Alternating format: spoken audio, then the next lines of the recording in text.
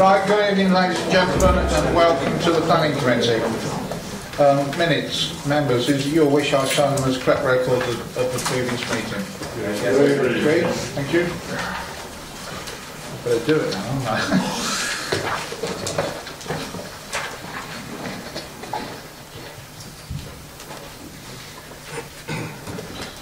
Thank you. Apologies for absence. Councillor Ian Barrett, Councillor Lisby, Councillor Diane Osborne and Councillor Chair. Okay. I think the rest of it is everybody's here. Members' interest. Disclosable interest. No? Don't forget you can do it. Sorry? Councillor Daventry. For the planning application in Welford, the applicant has contacted me a number of times, but just to go through the process and not to ask me anything else. Okay, thank you, Councillor Daventry. Party whipping arrangements. Oh, sorry, Councillor Mangle. Yeah, I need to declare on the Town Council Planning Committee, but I've abstained on, abstained from the application. Okay, thank you. Party whipping arrangements. Councillor. Yeah, sorry, Paul is the name. Paul is the name. Otherwise known as Paul. I thought I'd dive in. I'm known and had conversations with people from Welton, some of which I regard as friends, but may not after this evening, but however. Thank you, Councillor Paul. Thank you. Party whipping arrangements. To members of the public, that means to say that people don't get together before meetings and politically decide how they're going to vote. Every member has their own vote. It always has been.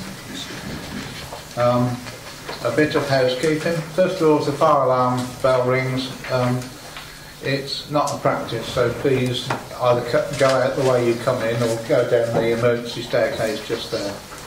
Please switch your mobile devices to silent, as you'll find yourself contributing £5 or £10, depending on how much noise it makes, to the Chairman's Fund. The proceedings are being recorded. Speakers will have 5 minutes. After that, 5 minutes, yeah. You'll have 3 minutes, I am quickly reminded. And then you'll hear a tone and be asked to wind up. If you don't, then you'll then be told to wind up, but I'm sure that won't happen.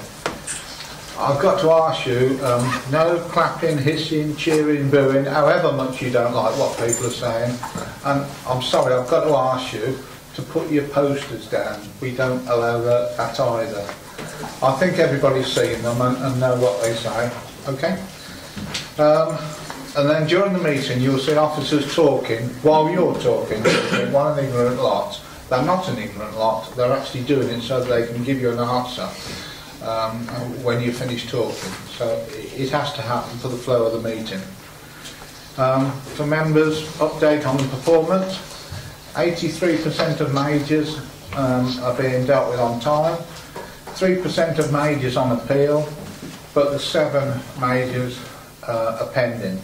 Appeals are pending at the moment, so there will be more during the year as well.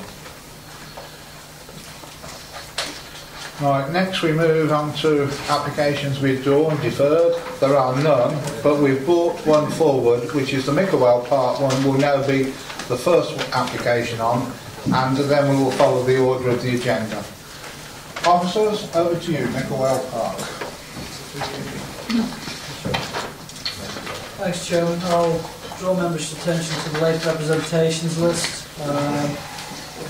Under the relevant page and the relevant reference number, in which the letter from the local MP is set out in full. In addition to that, further representations have been received from Rugby and Daventry Sailing Club, and also the applicant's agent, pointing out that the proposal has in fact been the subject of an EIA screening opinion issued by DCLG, which confirmed that the development is not EIA, subject to an EIA, and the council is free to determine it on its own planning merits. I don't propose to go into the report in detail. The report is set out, it has been set out for on the website and on the agenda for members' attentions.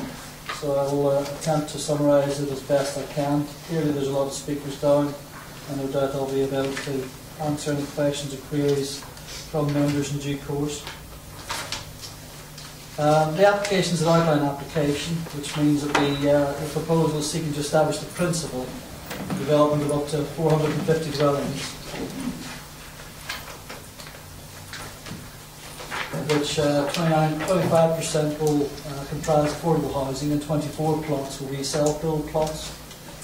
In addition, there's a two-form entry primary school to be located on the A361 frontage, as well as alterations to the A361 to provide a roundabout which will provide the only vehicular access into the site. Access is a matter of consideration at this particular juncture. All other matters in terms of layout, design, landscaping, etc. Are the subject of reserved matters applications, and therefore continue to fall under the control of the Council in due course, should members be minded to grant permission. In addition, the proposal also includes a community hub, again to be located just to the north of the school, and public open space, which would comprise a mixture of woodland planting, as you see on the illustrative drawing, provision of allotments, as well as sustainable urban drainage system, much akin to what's in the northern part that people are familiar with, just to the north of Lang Farm. The site's 38 hectares in total, and the applicants indicate that it will be built out in 3 phases. The first phase, which will include the provision of the school and the community hub. As members are well aware, all planning applications must be determined in accordance with the provisions of the development plan, unless other material considerations indicate otherwise. Again, the report sets out in quite a lot of detail the provisions of the development plan and those other material considerations, but just for the purposes of sort of draw out what I think are the pertinent points. The development plan policy comprises the Joint Core Strategy, West Northamptonshire Joint Core Strategy, which was adopted in December 2014, and also the same policies of the Daventry District Local Plan, which dates back to 1997. In terms of the Joint Core Strategy, again the report sets out the range of policies that apply, but I think those that are most pertinent to the consideration of this application is the first and foremost policy, SA, which sets out a fundamental presumption in favour of sustainable development. For those proposals that accord with the development plan, that means approving them without delay. For those proposals there where the development plan is policies, there are no relevant policies, or they are absent, or the development plan is not regarded as up to date, it means approving the development unless the impacts significantly, demonstrably outweigh the benefits of the development proposed. Going back to the Joint Core Strategy, Policy S1 sets out the whole approach to distribution of development across the West Northamptonshire area, primarily looking to locate development in and around Northampton for the Northampton growth. But what it does make clear is that Daventry is a sub-regional centre, and that will see growth of appropriate development appropriate to scale. So it sits effectively second in the hierarchy of development centres. In terms of rural development, the hierarchy for villages will be identified as part of a Part 2 local plan, and in the interim, until such time as that plan comes into place, existing SAVE policies still apply. Turning to the actual growth numbers themselves, Policy S3 specifically sets out the figures for the growth of Daventry, namely 4,620 dwellings throughout the plan period, with a provision for 2,600 in the plan period. It should be pointed out that is it's not a ceiling. It doesn't preclude any other development over and above that, and that has to be judged on its own planning merits. But what it identifies at this particular moment in time is that the plan seeks to accommodate the growth of Daventry. Specifically, Policy D3 identifies an area for a sustainable urban extension. And again, that identifies an allocation effectively for up to 4,000 dwellings, with 2,600 to be provided within the plan period. And again, D3 sets out the range of facilities that will be envisaged to serve that sustainable urban extension. So as I said, the growth of Daventry is set out in S3, but it's not entirely addressed by Policy D3. The report identifies a shortfall, and therefore you need to judge any applications on their own particular merits in terms of whether or not they make that contribution to the growth of Daventry as identified in the joint core strategy. The table on page 96 sets out the existing commitments, etc., which demonstrates that there is a shortfall, and that we need to consider other applications in terms of whether or not they can make a contribution towards that shortfall. The application has been subject to quite considerable consultations, and those are set out in the report, with various statutory consultees, including the Highway Authority, English Heritage, and other statutory consultees. Now, I don't propose to go through those in detail at this particular stage. Most of those responses have indicated no objection in principle to the development, or that the development is capable of, its impacts are capable of being mitigated, either through a combination of conditions to secure mitigating measures, or through obligations through Section 106 contributions, again to mitigate the impact of the development. Some of the consultees have indicated objections, most notable of those is English Heritage, in terms of impact on the conservation area, the canal conservation area, and also objections from the archaeological unit, who identify shortcomings in terms of the archaeological work done to date. That said, the archaeological unit do accept that should the council be minded to grant permission, that their concerns could be addressed by way of condition to secure further works. In summary, as with most cases with planning applications, yes, there is an impact in terms of development. Yes, all development will result in impact and harm. It's a case of weighing that in the planning balance against the benefits. And again, page 116 sets out the elements of harm identified and those benefits that weigh in favour of the development. In officers' views, the proposal does make in terms of benefits, those are items that weigh in favour.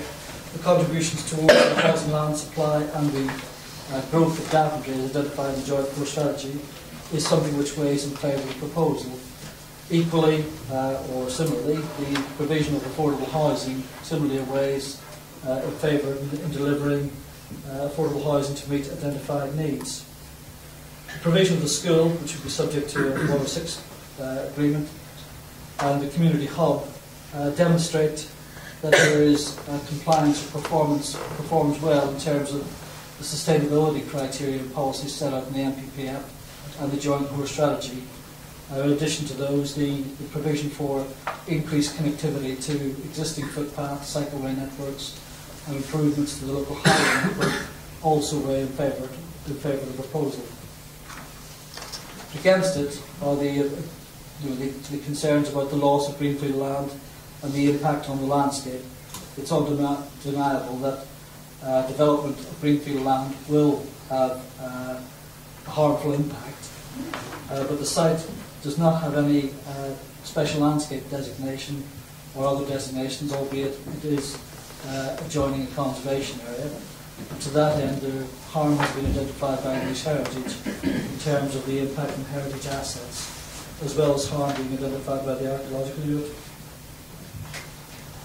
In summary, in weighing the planning balance, taking account of material considerations in terms of the provisions of the development plan and the MPPF, and also the Council's requirement under Section 72 of the Listed Building Conservation Areas Act We consider that although there is harm, that harm is outweighed by the benefits and the merits of the scheme as set out in the report. With that, Chairman, I'll hand over to yourself, but I'm happy to answer any other questions that members may have. Thank you, Eamon. We have 6 speakers. Every speaker will have 3 minutes, except the agent will have 6 minutes. The reason he has 6 minutes, you have to balance out the speakers. There's 2 parishes here, so you have 3 speakers per parish. So in theory, the agent can speak in both parishes. So it has to be done that way.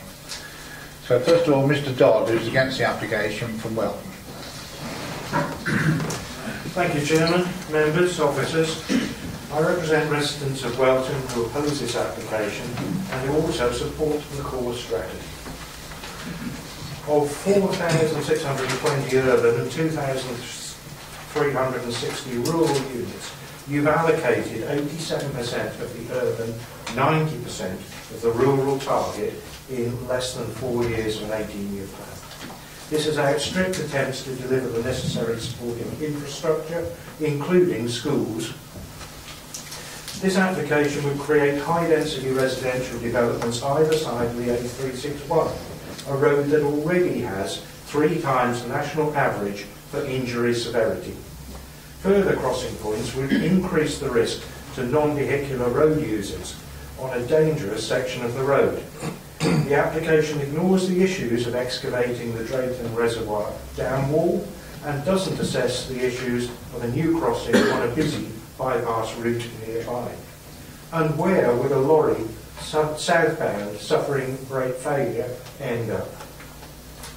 The core strategy inset map 6 shows Zone 2 and Zone 3 flood risk areas and helps explain why flooding can occur and does occur in Welton and between Welton and Norton. Development on Nicklewell Park can only increase these problems, of which Anglian Water is aware. It will aggravate flooding issues for the Lang Farm and Monksmoor developments. The structural green space for the Church Fields development provides a separation of 1 kilometre between Norton and the Church Fields building line. Currently, 800 metres separates Lang Farm and Welton. This application would halve that, and the applicant controls land up to Welton's western building line. Coalescence is contrary to the core strategy to save policies HS6, HS22 and the Daventry 2040 master plan. This application will result in significant groundworks adjacent to and over the Broadston Tunnel. This pre-Victorian structure is a vital part of the National Canal Network and it is in Daventry's Canal Arm and Water Space projects. Like English heritage, we believe the integrity of this structure cannot be jeopardised by unnecessary, non-strategic and unsustainable development. HPA RPD 033 is a map from the Health Protection Agency identifying the percentage of homes at or above the action level for radon, a pernicious gas that causes respiratory cancers, with children being more prone to its effects than adults. This site may have 10% of its houses needing action, whilst to the south of the canal, perhaps 1% require mitigation. Should we expose children to the heightened risk when there is a clear alternative location? Please defend your planning policies and reject this application. Thank you, sir. Thanks for keeping to time. Mr. Gidley is against the application, representing Daventry. Thank you, Chairman. My name is Ian Gidley. I'm the planning consultant for the local residents opposed to this scheme. The officer's recommendation hinges on one reason only: a 5-year land supply, even though the latest appeal decision at Madewell did not contest this. There was some confusion over the up-to-date position at the last committee meeting, so I worked it out because it is important. The actual land supply today is exactly 5 years. The likely approval for the Morton site tonight will be on top of this. This is accurate because it is based upon the council's own figures, and I've even taken off completions. Given this, approving such an environmentally damaging site would be contrary to the MPPF, core strategy and local plan. Notwithstanding this, the site does not deliver what it says on the tin. It is not the panacea to the district's housing land supply as promoted. Members will be aware of the long lead-in time for such major sites, the Section 106, Section 278 agreements, reserve lands applications, archaeological digs, and then a sale to a builder. Even on an optimistic basis, only 50 dwellings will be completed within 5 years. Members then need to consider the market, which is material and has been overlooked. This site has the same market location as Middlemore, Monksmoor and Church Fields to the north of Daventry, where some 1,139 dwellings are forecast to be built in the next 5 years. The council needs to be realistic on this, as completions have rarely exceeded 100 houses per annum over the last decade in the town. Approval of this site will therefore make absolutely no difference to the 5-year land supply. It will just displace completions from existing sites. In any case, we are not short of land in the town. Church Fields actually has capacity for 4,000 dwellings, so why not release more of that instead? It would be more sustainable and comply with planning policy. There is then a core strategy. Members, officers and local residents all worked hard to get this adopted, so why rip it up before it is even tested as appeal? In my opinion, officers are too strictly interpreting the MPPF.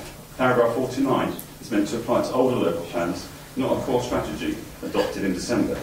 Decisions should be in accordance with the core strategy as required by paragraph 12. Proposed development will completely undermine the whole strategy of SUEs, prejudice the delivery of Church Fields, and set a dangerous precedent for the release of many other sites around Daventry that are more sustainable than this one. It also make a mockery of the UK plan-led system. Finally, there are the merits of this site. It was rejected by Inspector Nigel Plain at the core strategy inquiry, and has every constraint known to man as stated by their objectors, including destroying the peaceful setting of the canal conservation area, major flooding problems for local residents, lack of connectivity with the town with dangerous road conditions for pedestrians, coalescence with Welton, insufficient sewerage capacity, European protected species, a county biological site, and a probable Roman settlement. Perhaps the greatest impact would be to the designated Northamptonshire uplands landscape an attractive parkland setting. It would erode an important strategic gap, and its incongruous isolated housing would be visible for miles due to the site's prominence with level differences of some 45 metres. It is respectfully requested that the Commission be refused for these reasons. Thank you for your time and opportunity to speak. Thank you, sir. And again, well done for keeping to time. Mr. Smith, Welcome Parish Council.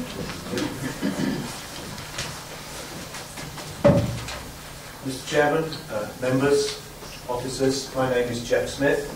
I'm a Welton Parish Councillor, representing Welton Parish Council in opposing this application. I've lived in Daventry and Welton for 43 years, and I taught in 2 schools in Daventry for 17. Our position reflects the unanimous opposition registered by Welton residents in a packed public meeting last year, organised by the Chair of the PC. 2 subsequent planning days were organised by his successor to enable residents to discuss objections further. We believe in appropriate development, underpinned by effective planning policies which achieve balanced growth and regeneration across the district's urban and rural areas. We are not NIMBYs, but the Micklewell Park application is inappropriate. In particular, it is not in accordance with local and strategic policies. The following same policies of the Daventry District Plan are contravened: GN1, HS6, HS22 and HS24. Secondly, the application contravenes strategic policy as enshrined in the West Northamptonshire Joint Course Strategy, finally adopted on the 15th of December 2014, thanks in large part to the votes of the 3 Daventry councillors on the Strategy Committee. At last, there is an up-to-date planning framework which is designed to achieve a sustainable development and regeneration in urban areas, whilst protecting the whole area from inappropriate development proposals like this one. Strategy Policy D1 is contravened as its objective is to locate new housing in Daventry in the existing urban area of the town, Middlemore, Monksmoor, and the new sustainable urban extension at Church Fields. Micklewell Park is outside of these housing areas, an open countryside, predominantly in Welton Parish. It is not a sustainable urban extension. The Government Inspector's report on the strategy provides clear evidence of the advantages of Church Fields over all other sites. In paragraph 190, he endorses Church Fields' capacity to deliver the new housing, facilities and services, including 1 secondary and 2 primary schools to fulfil the strategy for Daventry. And I quote, without the need for any additions or alternatives to be identified. In contrast, he concluded that the smaller sites promoted, including those to the north of the town, such as Micklewell Park, are non-strategic in scale, not capable of delivering the number of new houses or range of new services that Churchfields could offer. No wonder that Micklewell Park is not in the joint forest strategy. The Micklewell Park site is totally inappropriate, isolated and remote from the town centre. It cannot assist with the regeneration of Southbrook. Churchfields can. It also breaches the physical boundary of the Grand Union Canal. Colin Stays, the Joint Planning Unit, and Richard Wood concurred at the JCS inquiry that the canal formed the northern boundary of Daventry. This speculative application constitutes the biggest threat to the integrity and identity of Welton in a millennium. It would also have a huge negative impact on the canal conservation area, wildlife, upland, landscapes and archaeological heritage of Daventry and Welton. On a strategic level, it would be a disaster for the joint course strategy if accepted. It would completely undermine its principles and objectives, leading to severe repercussions in other parts of Daventry, its district, and West Northamptonshire generally. Could you wind up? Therefore, I urge you in the strongest possible terms to reject this application. Thank you, Mr. Chairman. Thank you, sir. Mrs. Gain, Daventry Town Council. Thank you, Mr. Chairman. In principle, Daventry Town Council approves of this plan. Daventry Town Council has meetings with both the public and the developers for Micklewell. Every query and objection has been considered and concerns raised have been addressed within the amended planning application. The provision of a school and community hub will resolve the issue of Middlemore being an isolated urban area and enable residents to meet, attend workshops, classes and meetings, etc., creating a feel-good factor which helps with problems of loneliness and isolation within the community. The development also provides bus routes together with a commitment to widen the path alongside the A361, making this currently neglected area of the town part of the town, with amenities that contribute to the well-being of the community. To conclude, the Town Council would like to remind the District Council of the need to meet the 5-year housing land supply and approval of this carefully planned development that prevents sporadic piecemeal development taking place throughout the district, which does not bring any investment into communities, be it in the town or in the villages. Thank you. Thank you. Mr. Pangano, I think it is, the agent. Sorry if I haven't got your name right, son. Close. Been said worse. All right. Is it Pagano then? Pagano. Oh, okay. Well, it's close, like you say. Right, you've got 6 minutes, up to. Good evening, Mr. Chairman. The Micklewell Park development can make a substantial and positive contribution to Daventry housing, whilst delivering wider community benefits. My name is Eric Pagano from Lantham Estates, and together with our partner, Paul High of Walgett Homes, we'll be pleased to take any questions at the end. The proposals in front of members tonight comprise a 95-acre site for a mix of 450 housing units, of which 25% will be affordable. A new school, a neighbourhood centre, allotments, and large areas of public open space. Over 45% of the site will remain as green space. A number of concerns raised by residents during the process have been carefully considered and addressed, and in particular, you will see on the master plan, if I could just show you, outlined in yellow, a 5-acre plot of land on which the County Council has confirmed their commitment to deliver a 2-form entry primary school for 420 pupils. Children at Micklewell Park will take up about 35% of the school capacity, leaving 65% for pupils from the surrounding area. Many residents revealed to us that they felt let down by the non-delivery of a new school at Middlemore, but the situation at Micklewell Park is different because the land for the school will be secured through the Section 106 agreement. Access will be from Ashby Road via a new roundabout. See that there? The roundabout will remove the bend and move the 40-mile-an-hour speed limit further north than it currently is, and this will lead to a reduction in traffic speed and improved visibility. County Highways has approved these proposals and consider it will result in an improvement to highway safety. Access from Welton Lane will be restricted to pedestrians and cycles only here. There will be a toucan crossing, that's a traffic light, on-demand traffic light crossing for pedestrians and cycles, at the Farnborough Drive, Ashby Road roundabout, providing a safe crossing point to the new school. together with improvements to the footpath and cycleway running down past Drayton Reservoir to Drayton Way, including a second toucan crossing just off the bottom of the plan here at Drayton Way. Similar improvements are proposed along Welton Lane.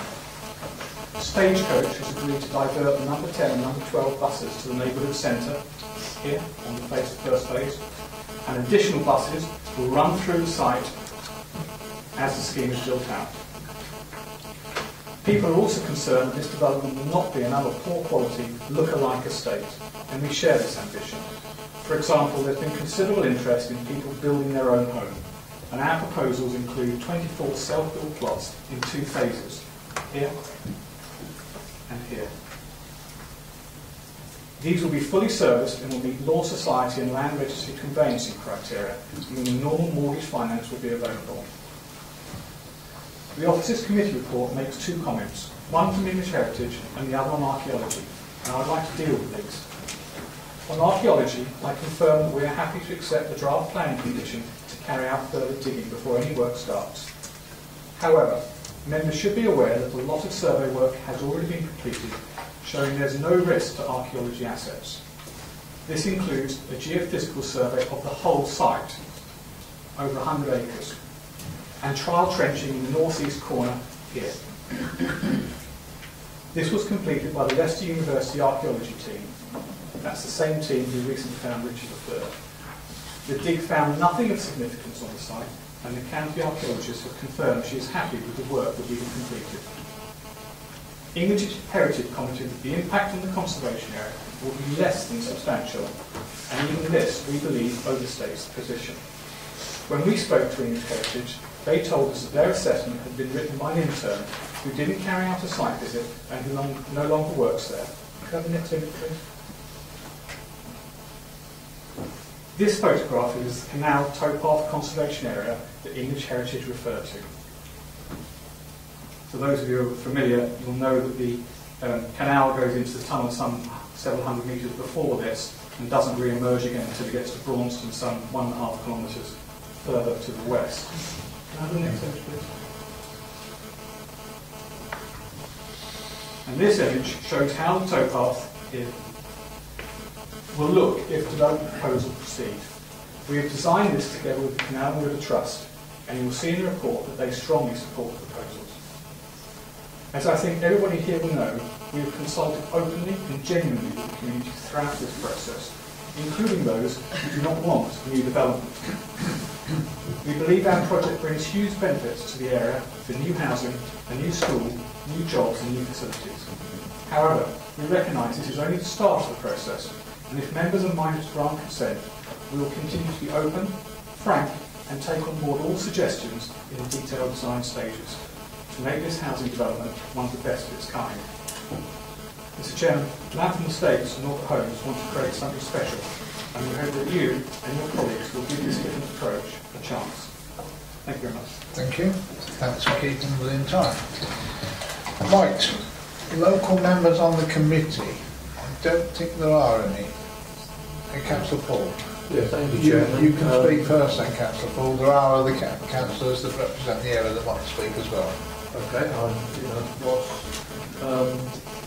have an open mind. I'm happy to listen to the debate. I've been through this plan for over a week now, backwards and forwards, and as a member of the Joint Core Strategy, familiar with much of it, and happy to reserve my comments until I've listened to the full debate, Chairman. Thank you, Councillor Paul. Right, Councillor Howard has indicated he'd like to speak. Thank you for allowing me to speak, Chair. Members of the public officers, residents of Daventry District and local media. Firstly, I'd like to say how much the town and the district are in support of the Phoenix Centre, and it's truly the jewel in the crown of Daventry. I'd also like to pledge our support to the Scouts movement and another fine example of some of the great things that Daventry has to offer. It's a pity that these developers have actually used both of you guys as baits to try and get this application passed tonight. Landform, a briefing note, it states Micklewell Park will improve the safety of the network, which will encourage greater non-car usage of residents for Middlemore. Well, Middlemore people will actually always need cars, and the car theory doesn't work in Middlemore. Langform uses the wording that it became very evident that the general mistrust of the developers amongst the residents as they felt the letdown of non-delivery of school at Middlemore. Well, schooling is a major concern for everyone here in Daventry, and your brochure uses the word proposed everywhere, I'm afraid, and you are no different to any of the mistrust that we have in developers in this town. English heritage you mentioned, well I'm sorry, but English heritage, the notes that we have here today, actually gives 11 bullet points, and in their statements it says that they object to the development, and if any voting members here tonight haven't understood the implications of what English heritage have stated, then I would recommend that you don't vote in favour of this development tonight. The Crime Prevention Design Advisor has said in the papers there is an extreme existing problem of motorcycle nuisances in the top area of Lang Farm, and the wider network paths may accelerate the spread of this problem to this new development. Measures will need to be put in place to reduce the attractiveness of such paths for joyriding. I see nothing in the developer's proposal to assist with the issues already on the Lang Farm estate, so why hasn't measures already been put in place? So again, this development cannot be approved tonight without the proper protection of the existing residents of Lang Farm. National Health England has requested contributions. DDC officers' report clearly states that Lang Farm offer a land at market value to the National Health for a possible GP surgery at Micklewell Park. It's not sufficient to reflect the impact that this will have on the National Health. The full financial contribution requested must be made in addition to any land offer. It also goes on to say that Micklewell Park may not be the National Health's preferred site for the new facility, given that the town's growth is planned for the north-east. The long-term solution would be a facility that is of a suitable size, and a location to absorb the whole north-east Daventry expansion.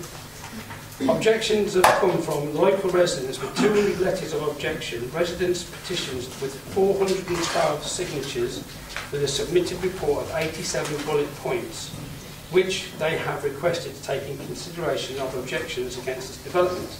There has also only been 4 letters of support for this development. From reading the application report here today, I believe the planning officers are knee-jerking reaction to a recent appeal decision and are not properly considering the impact of the core strategy and its proposed allocations. There is also an underestimating importance of the core strategy and how it relates to the 5-year house land supply. The government have reinforced the importance of the local plan, and in our case there is a recently adopted development plan that should be being used to guide the location of our development. So Langform, although I support your gift to the Phoenix and to the Scouts, I cannot support your application as it is not in the location that supports the growth of this town or district for the future requirements this town desperately needs. Thank you for allowing me to speak, Chair. Thank you. Next speaker is Councillor Lomax. Chairman? I call her Chairman, she's Chairman of the Council. Under your tree, Chairman. Thank you, Chairman. Until the boundary changes in 2012, I was the District Councillor at Welton for 11 years. During that time, the Strategic Housing Land Availability Assessment was produced, including, to Welton's huge concern, this site, Micklewell. The residents were opposed, as they are now, to the potential encroachment of a large new estate on its doorstep. And I'll point out to you that it is actually 60% larger than their historic village. And therefore it's threatening its integrity, being as close as it is.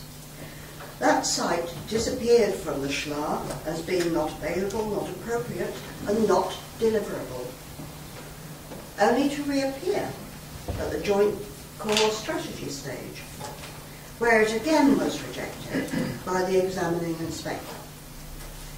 It's obvious why this application has attracted support, but I'm speaking against it and call upon you to refuse it. I don't need to repeat all the arguments already put forward, but I want to concentrate on 4 issues which I believe tip the balance. Firstly, this site is in open countryside, and it's already been discounted twice. It is isolated from the town and even from Middlemore. The connectivity to Daventry is poor, with the A361 the only access to the site, to the town, and that on the Reservoir Dam, narrow and already well used. The estate would be highly visible.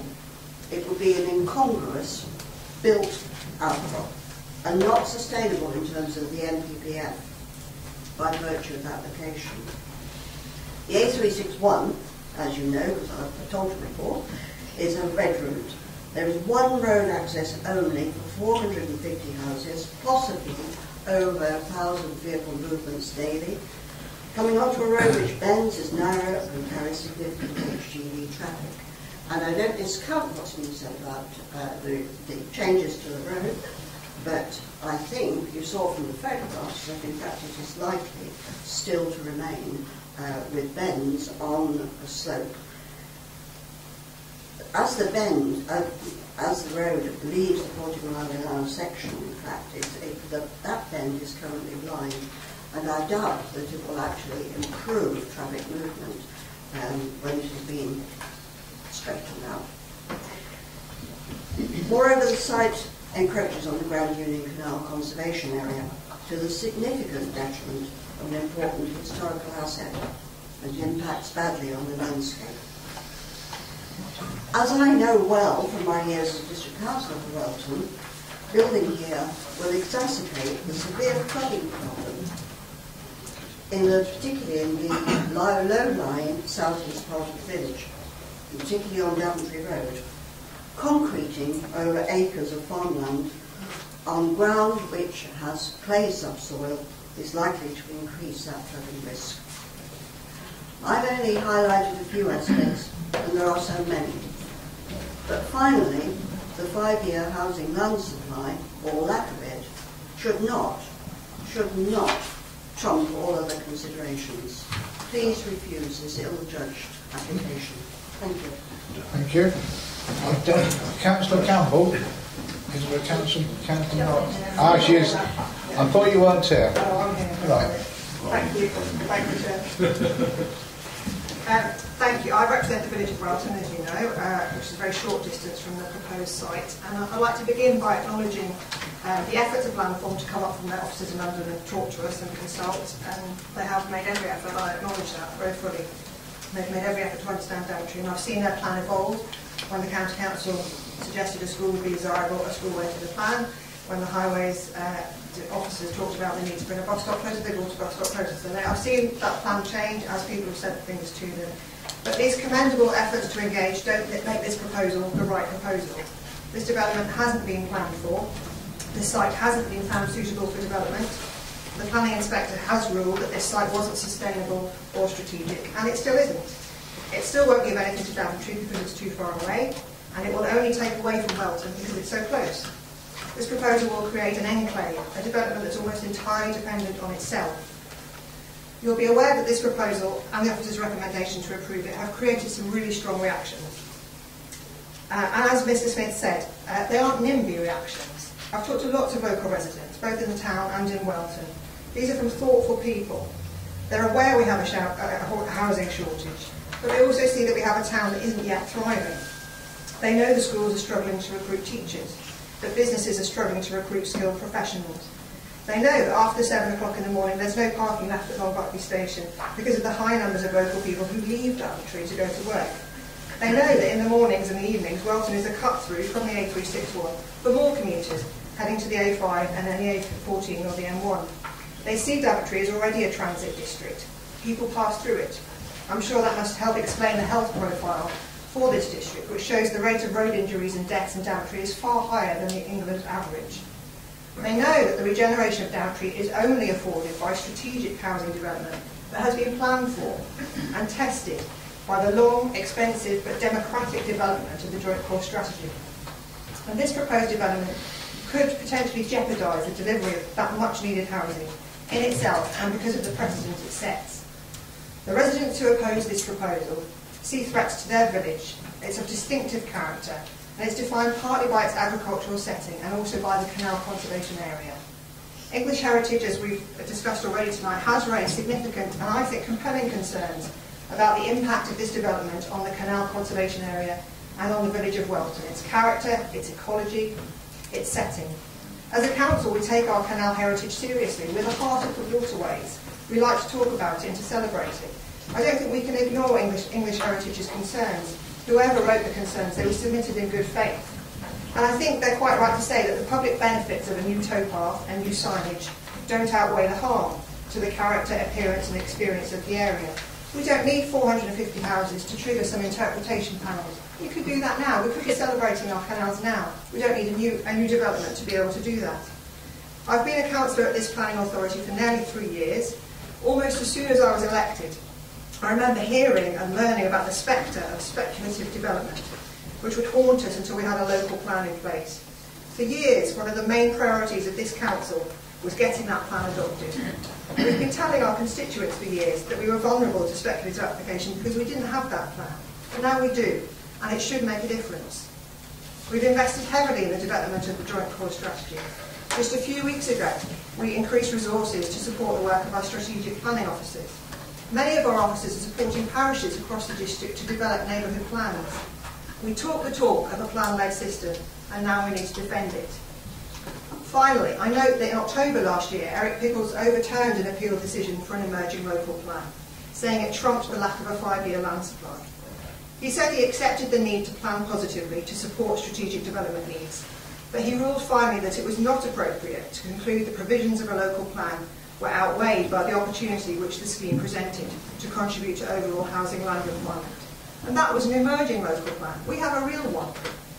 We're all councillors because we have faith in local democracy. We believe in the future of a town that's sustainable, viable and able to meet the needs of all its residents, and that supports but is distinct from the rural settlements that surround it. So I urge you to defend the local plan and to reject this application. Thank you very much. Thank you, Councillor Campbell. Right, members of the Planning Committee, who wishes to speak? Please. You're the very first tonight. Thank you, Chair. I can't support this application. The development will cause harm to the Grand Union Canal Conservation Area and to the surrounding countryside. A substantial planning reason for refusal. It is totally opposed by English Heritage. They comment, it does not preserve the setting of listed buildings or sustain or better reveal the significance of heritage assets as required in Policy 131 of the National Planning Policy Framework. It will reduce the physical gap between Daventry and Welton. This council has been consistent in its approach to protect the council green wedge policy, but it is failing to do so with this development and allowing building in open countryside. The isolated position of Micklewell will encourage car use, countries' policies for sustainable development. Cycleways and paths are being implemented to reduce car journeys. This is not realistic. People cycle for pleasure. Very few people cycle to work. The distance for cycling and walking in this plan will not induce people to give up car journeys. The example is the established part of Daventry where cycling is very limited despite the convenience of nearby cycle routes. The Crime Prevention Officer is concerned that the problem of motorcycle nuisance in the area at the top of Lang Farm will spread to this new development, that the proposed pedestrian cycle route would be poorly overlooked, difficult to police and provide escape routes for persons up to no good. Also, the NG61 will need substantial calming to make it a safe route for people to walk between the Smythe and Millamore. Policy S10 of the Joint Core Strategy says development will achieve the highest standard of sustainable design, incorporating safety and security considerations and a strong sense of place. This development will fail to produce a strong sense of place if it is too far from the town centre in an isolated position. It is against the joint core strategy and contradicts the state local plan policies. Nickelwell site was considered unsuitable and unsustainable by the planning inspector. The Daventry District Council have also considered the site in the past and reached the same conclusion. The harm caused by this development demonstrably outweighs the benefits, and I would therefore like it to be refused. Thank you, Chair. Thank you. Councillor Luke. Is that a proposal, Councillor Luke? Yes, Chair. Right. Now, the reasons, you gave several reasons during your talk. Which of them do you want to highlight? Well, the demonstrable harm in open countryside, which has been used in the past. Officers, well, for a start, you've heard what Councillor Luke has said. She said the points. We're not putting words in your mouth. Can you put them in planning terms in a few minutes so that the committee understand what she said? Okay. Again, if Councillor Luke wishes to assist, I'd like her to come back and just summarise the reasons for refusal. We've got demonstrable harm in countryside, and then there's also the impact on heritage assets. Is that correct? Yes. When you say too near to Welton, is that a coalescence argument, or is there an argument about visual impact? Visual impact, yeah. Or Welton? Yes. Argument you've used in the past. Can I give the... She's saying it's unsustainable as well. This one,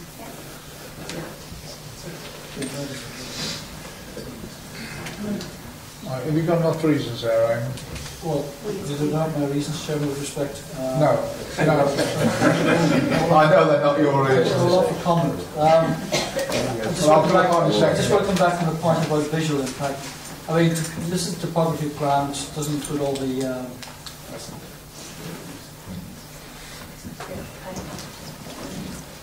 I mean, there is a ridge between Welton and the application site. This is the application site. This is Welton. Can you just go back to the illustrative plan?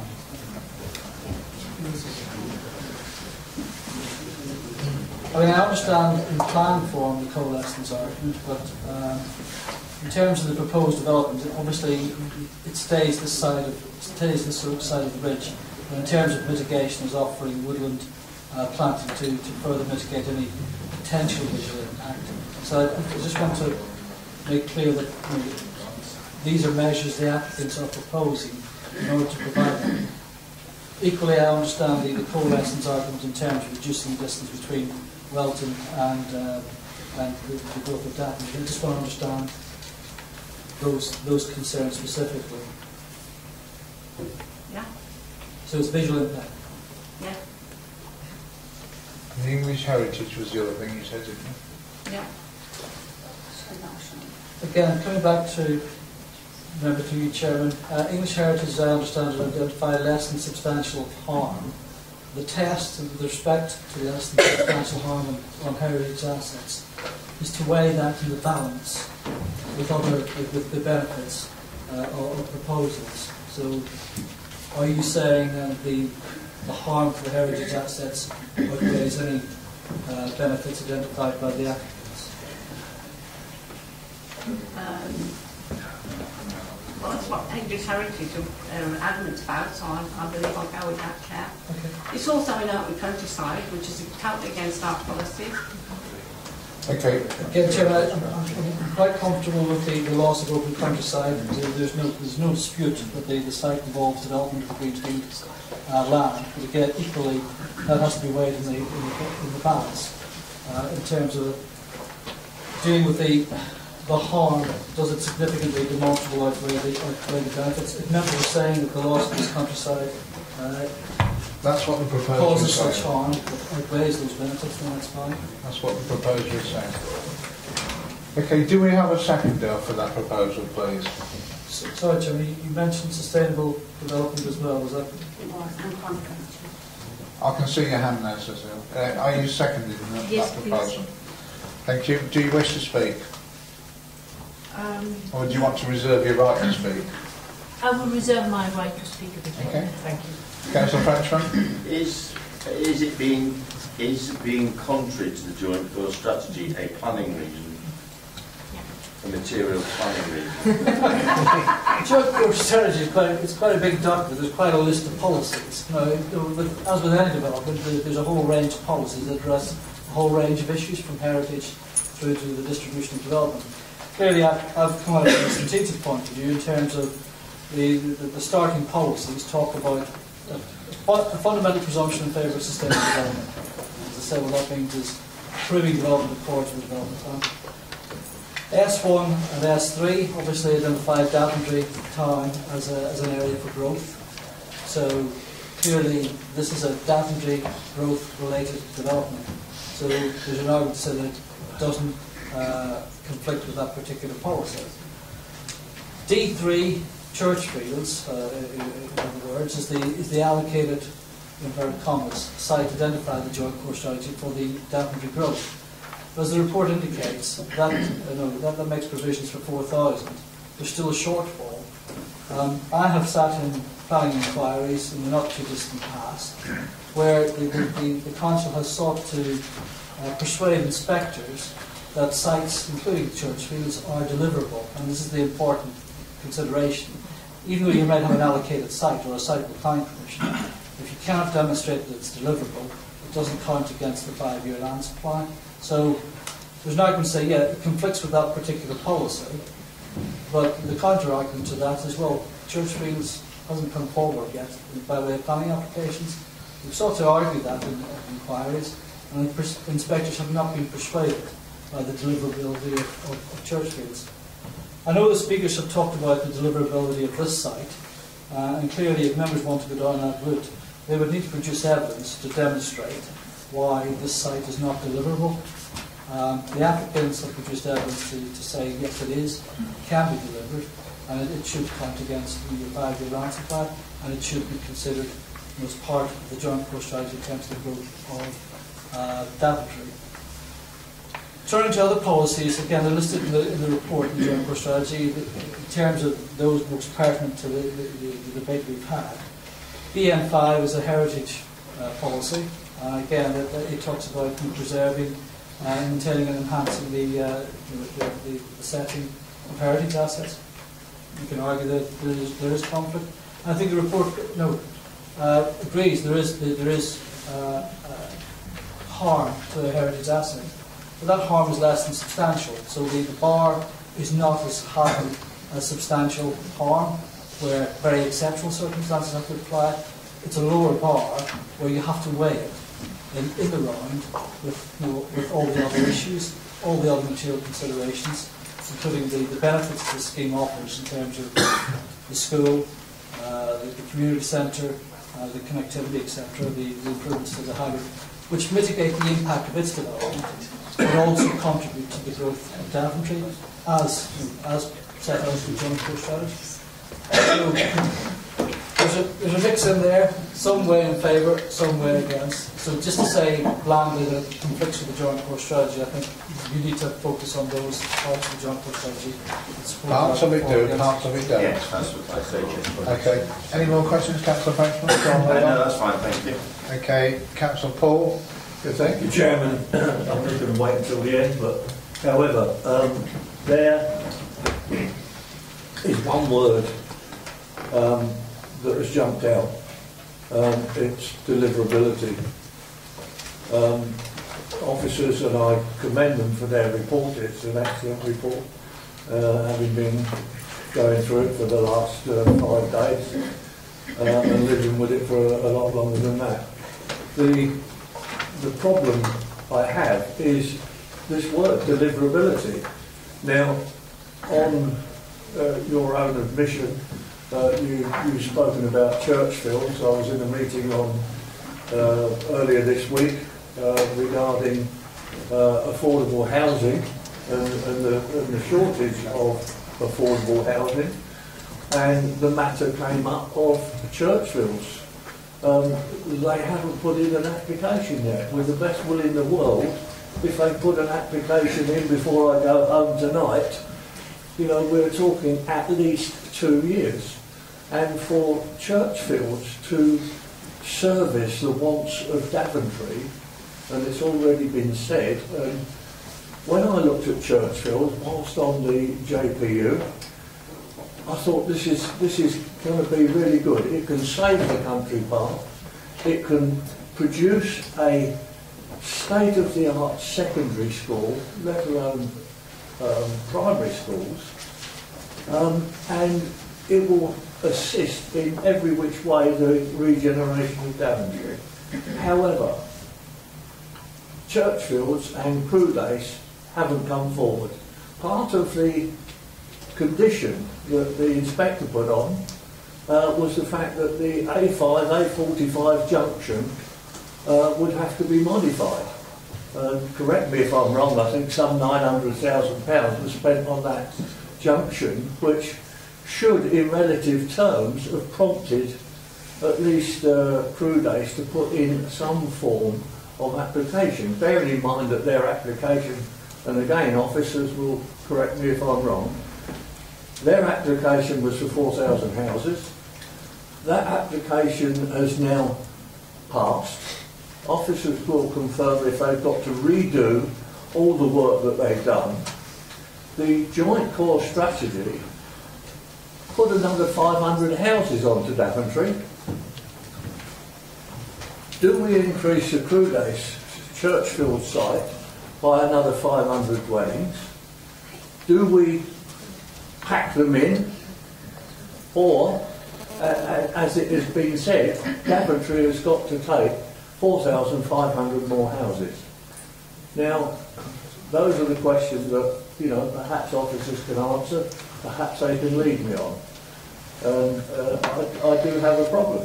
Chairman, can I just come back to the Croydon application, as I recall, was part of 3 urban extensions that were the subject of quite an extensive public inquiry some time ago. My recollection is that they were both, Croydon was dismissed on that particular appeal. You rightly point out the issue with the capacity of the A5, A45 junction.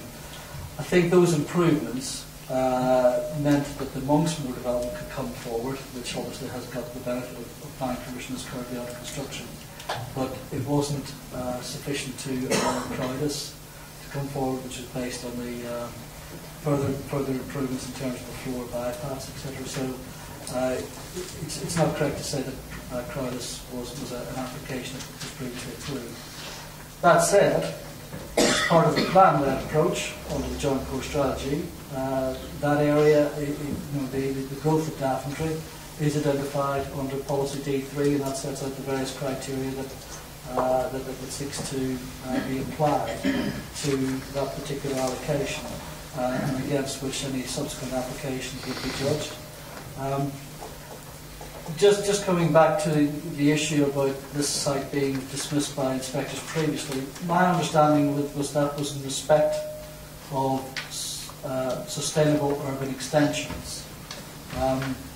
I would not consider that this development could be described as, although it's a large development, as a sustainable urban extension as envisaged by Policy D3.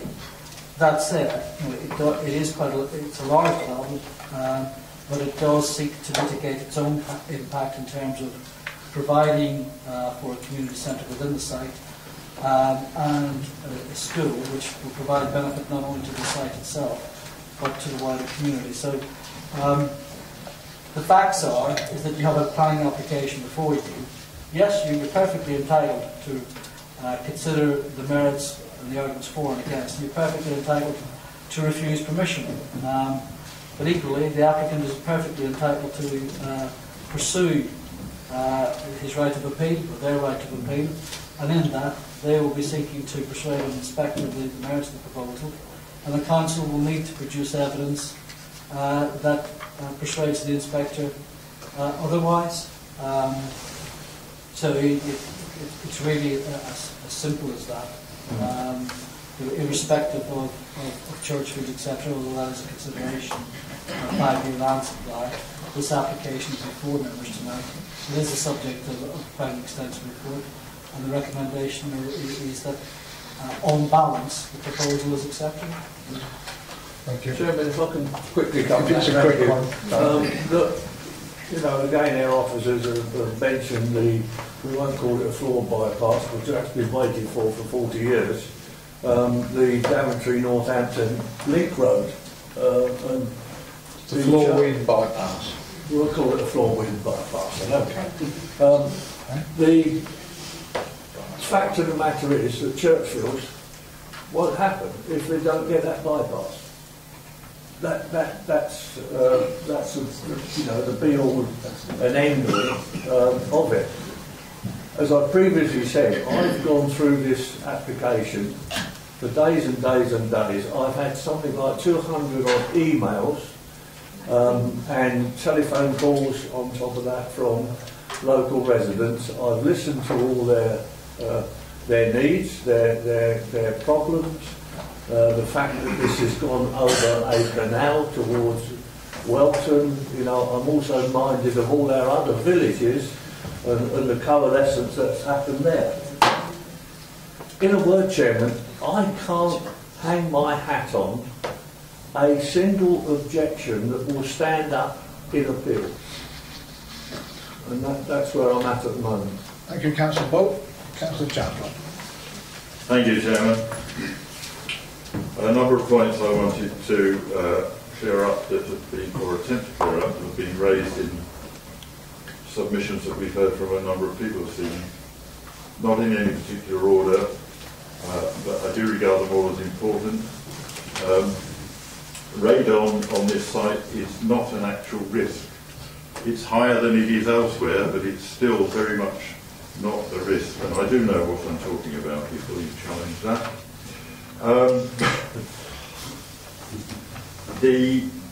This site was not rejected by the inspector at the core strategy examination. He did not say it was not sustainable. What he did say was, as the officer has just reminded us, it was not a suitable, sustainable urban extension site. The developers, or somebody on their behalf, did actually make a representation at the examination. I was present during all of it, and he listened very carefully to everything they had to say and realised that what they were arguing for had merit, but not at the level of the core strategy. The core strategy is not overcome or this proposed development does not go against the core strategy, as you had pointed out to you. It's also been stated that we've been saying for years we need a local plan, up-to-date local plan, and once we've got one we're safe. We do have an up-to-date core strategy, but we don't yet have an up-to-date local plan. We need the Part 2 plan, the settlement and countryside plan, and we also welcome those communities who are putting forward their own neighbourhood development plans as well. The Daventry North East Sustainable Urban Extension, otherwise known as Churchfield, as we've heard, is not even on the radar.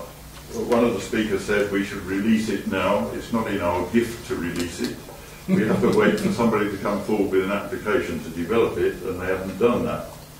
So it's not in jeopardy because this proposal is not a sustainable urban extension, a strategic site. It's not a strategic site. It's way below the strategic radar. So we have to consider it as an application to provide for the housing that Daventry needs as part of Daventry. And it's part of Daventry, but it extends beyond the boundary over the border into the parish of Welton. I accept and acknowledge that. I've been in recent correspondence with both our Member of Parliament and the Planning Minister, Brandon Lewis MP, and Brandon Lewis has persuaded me that we are vulnerable because we do not have a 5-year land supply. We've had a gentleman say this evening that he's redone the sums, and we do have exactly 5-year land supply. I'm afraid that his sums don't withstand close scrutiny, partly because we're told we must have a 5-year land supply with a 20% buffer because of our under-delivery, which means effectively we must have a 6-year land supply. So, all in all, Chairman, because we don't have a 5-year land supply, and because this is a legitimate application to provide the housing that Daventry needs on the edge of Daventry, I can't support the proposal that we should refuse it. Thank you. Councillor Patchett. Yeah, thank you, Chairman. As some members may recall, I've been involved in my ward with several applications where the single reason for refusal was that it was development in the countryside, and inspectors have agreed with the officer's submission to the inspector that the site was indeed outside of the confines of the villages. So just to have one reason is not a detriment to any application. The other day I went along to Middlemore and crossed the roundabout there and took my life in my hands crossing the A361. I think that the crossing there is needed now, whether this site is built or not, because kids cross the road and go down that footpath across to Lang Farm on push bikes and all sorts. And it's a dangerous crossing, and a crossing there would benefit the public greatly. And I also think that in the future, whatever happens tonight, that Welton Parish Council ought to look at allocating the fields between the village and the canal as a green wedge, and make a process of getting on with doing that. I think that I'm concerned about the developers' submission that they will provide the land for the community hub, etc. They're not providing the funding for it to work, and I think that and for it to actually become a reality. And the reality is that if the funding isn't in place now, the chances of it being built are going to be very slim. As we've seen with the school at Middlemore, and that's really they'll have to take the matter of that. Thank you, Councillor Patchett. Councillor Edge. The majority of what I was going to say has already been said, but I would like to reiterate a couple of things. We talked about Churchfields, it hasn't come forward yet. This can make a big difference to Daventry.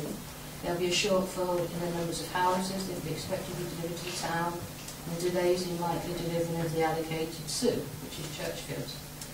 It also said in the report, in order to meet the housing requirement, further suitable land on the edge of the town will need to be released for development. Now on page 72, it's got the adverse impacts, and then it's got the ones that will be good for it. And it also says, these adverse impacts are not considered to significantly and demonstratively outweigh the benefits of the proposed development. And it goes on about the affordable housing, the contribution to economic growth, suitable transport options, enhancement of recreational assets and opportunities, and increased access to and understanding of heritage assets. Now, the River and Canal Trust have no objections to this. I would think that the experience and that they've got in connection with the rivers and the Broadston Canal Tunnel, if there was anything that was going to damage this or take notice away from it, they would have objected. And as far as I'm concerned, I have to support this application. Thank you. Right, back to you, Councillor Irving Swift. You reserved your right to speak later. Thank you so much. I am very glad to have here Councillor Shankar before. I am very concerned about this application. You know, I come from a rural ward, and we always hear it's Daventry against all of our rural villages. And tonight was another example. When I look, I would like to say that when I received the little document that the developers a lot of good things are in that development, with a self-build, with a school proposal. It's a nice development, but not in that place. It could work somewhere else. And tonight we have another development that Moulton, the village of Moulton, support. So what I am concerned, and when you look at the section 106, it's a sort of list that please everybody except Welton. And Welton is the village that is going to be the most affected by it. And as we had one councillor saying, that the Phoenix and the Scout, we would like to help them as part of our district. That is not, we have nothing against any, we are sad if the development is refused because we do not have section 106. But I do believe that we will do immense harm if we accept that development. And I will urge Welton to protect, and as one of our councillors said, the green wage, and to do neighbourhood plan, as Councillor Chambers said. So if we will have our 5-year land supply, this development will not be in front of us. I think we have enough, and I'm sure our officer who have done a good job. I mean, it's very difficult now to try to find reason to refuse. And but I think, in balance, we should have confidence that with open countryside, maybe the green wage, our officer will have enough to defend if this site goes to appeal. So I will support and secondly to refuse that application. Thank you. Right, well, I've got one more speaker, but the officer wants to come back, so I'll let one more speaker go first, and then the speakers are finished. Then we'll be going to vote. Let the officer sum up and answer some of the questions that the speakers have posed. Sorry, Chairman, it was just with regard to the last councillor's comments on the 5-year land supply. Simply achieving a 5-year land supply doesn't mean that there will be no more applications for development. It's a constant moving target, or achieving this 5-year land supply as applications are approved and implemented. You have to review that on a constant basis, and it's not just about 5-year land supply, it's about 5-year land of deliverable housing development. So to say that once we've got 5-year land supply, that's it. That said, 5-year land supply is a material consideration to be weighed in the balance of lots of other issues. It's not the most determinative factor. In terms of dealing with planning policies, it's important because if we don't have a 5-year land supply, then the argument, and certainly the MPP says that any land supply policies are effectively turned down and regarded as out of way. It's there, it's something to consider when looking at planning applications. So I don't want members to think, well, this is solely about 5-year land supply and not 5-year land supply. This is an application. Yes, it has an impact. Yes, there is there's an element of harm, quite significant harm in terms of loss of countryside, impact on heritage assets. But weighed against that is the planning merits of the proposal, and quite clearly, as the MPPF sets out, the need to significantly boost the supply of housing. So when considered in the round, the proposal is judged to be acceptable in planning terms and performs well. So I don't want members simply to say, well, everything hinges on this 5-year land supply. What we have to accept is that, yes, it will make a contribution to the 5-year land supply, as well as the growth of Daventry, which is fundamental to the distribution of development as identified in the joint core strategy. Thank you, Aaron. Right, I'm going to take one more speaker, which is Councillor Randall, and then we're going to go to the vote. We've been debating it for an hour and a quarter now. Councillor Randall. Yeah, thank you, Chairman. This is a really difficult application because I can see there's lots of things for and lots of things against. Obviously, the people from Middlemore are extremely let down that their school wasn't built. And, you know, when this application come forward, you know, looking at it now, it's probably one of the best applications that we've seen in Daventry for a long, long time, because there is so much green space around it rather than it being over-densified. The school is a really important issue, as well as the community centre, because Middlemore have been left very isolated where they are with only a public school. So for me, with the crossing going across, and actually those Middlemore could go to that school, and actually some children are going to 3 different schools around the town where, you know, they've got primary school children. But then when I read on page 74, no, not 74, it's a bit about the schools, and it doesn't actually say that it's definitely going to be delivered. What it does say, if it isn't delivered, there'll be said, should the new school build not come forward, the County Council will work with DDC to provide an extension to existing local schools. So then that sent me in a turmoil again, because I thought that's not what I wanted to see, and we could still be in the same situation. Councillor Campbell brought up some very interesting points about traffic and parking at the train station, and I think we could use that on nearly every application that's coming forward in Daventry, because every application is going to be facing the same thing, and with local villages. There isn't enough parking at the station. How do we put that right? The roads aren't suitable for the traffic. We see it all over the country. The further south you go, the worse it gets. How do we put that right without improvements to roads? And then there's no money. So all we're doing actually is making our towns and village, you know, there's more density, and, you know, we just can't keep taking. We can't take it, but we've got to take it. We've got this 5-year land supply that we've got to, you know, get delivered. So I don't really know how we're going to put that one right at all. Obviously, the radon, you know, you did cover that on page 80 of the report. Building control did cover that one. Motorcycle nuisance on Land Farm. Obviously, that's already been identified. So I'm sure that the councillors and county council are working with the police to actually put something in place on that one already. So hopefully they're a long way down the road of sorting that one out.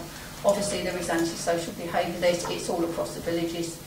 So I just urge councillors, you know, to just work hard on those ones as much as possible. The road where it's narrowing out that corner, where the roundabout will be to access the estate, I mean, that is a really, really bad corner. When the lorries come round that corner, they often come round across part of the other side of the road. So hopefully taking off that corner would, you know, stop that. But where else are the lorries going to go? And as Councillor Patchett said, actually crossing that at the moment, you're already taking your life in your own hands. So if there is anything that's going to reduce it, having the Toucan crossing obviously would hopefully reduce that speed. Having the crossing at the other end also will make a huge amount of difference, because you do really take your life in your own hand trying to cross that. We know there's no school in that area, so a lot of these children are walking to school, and there is no safe place for them to cross.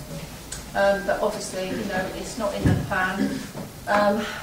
But also, church fields, I can't see that coming forward for a long time either. So we can keep rejecting these places, but where do we go? You know, we have got to take this 5-year land supply, and Daventry has got to take a certain amount of houses. And where are they going to go? I don't know.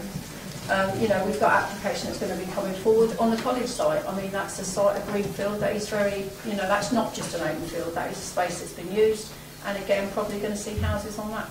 So it's been a very difficult one, Chair. Thank you. 2 points of information for you. There is a car park being built at this moment for 300 spaces along Butley. I talked to the person that owns it on Saturday night, and it's expected to be finished in May. So all those problems with sides of the road and everything will be cured soon.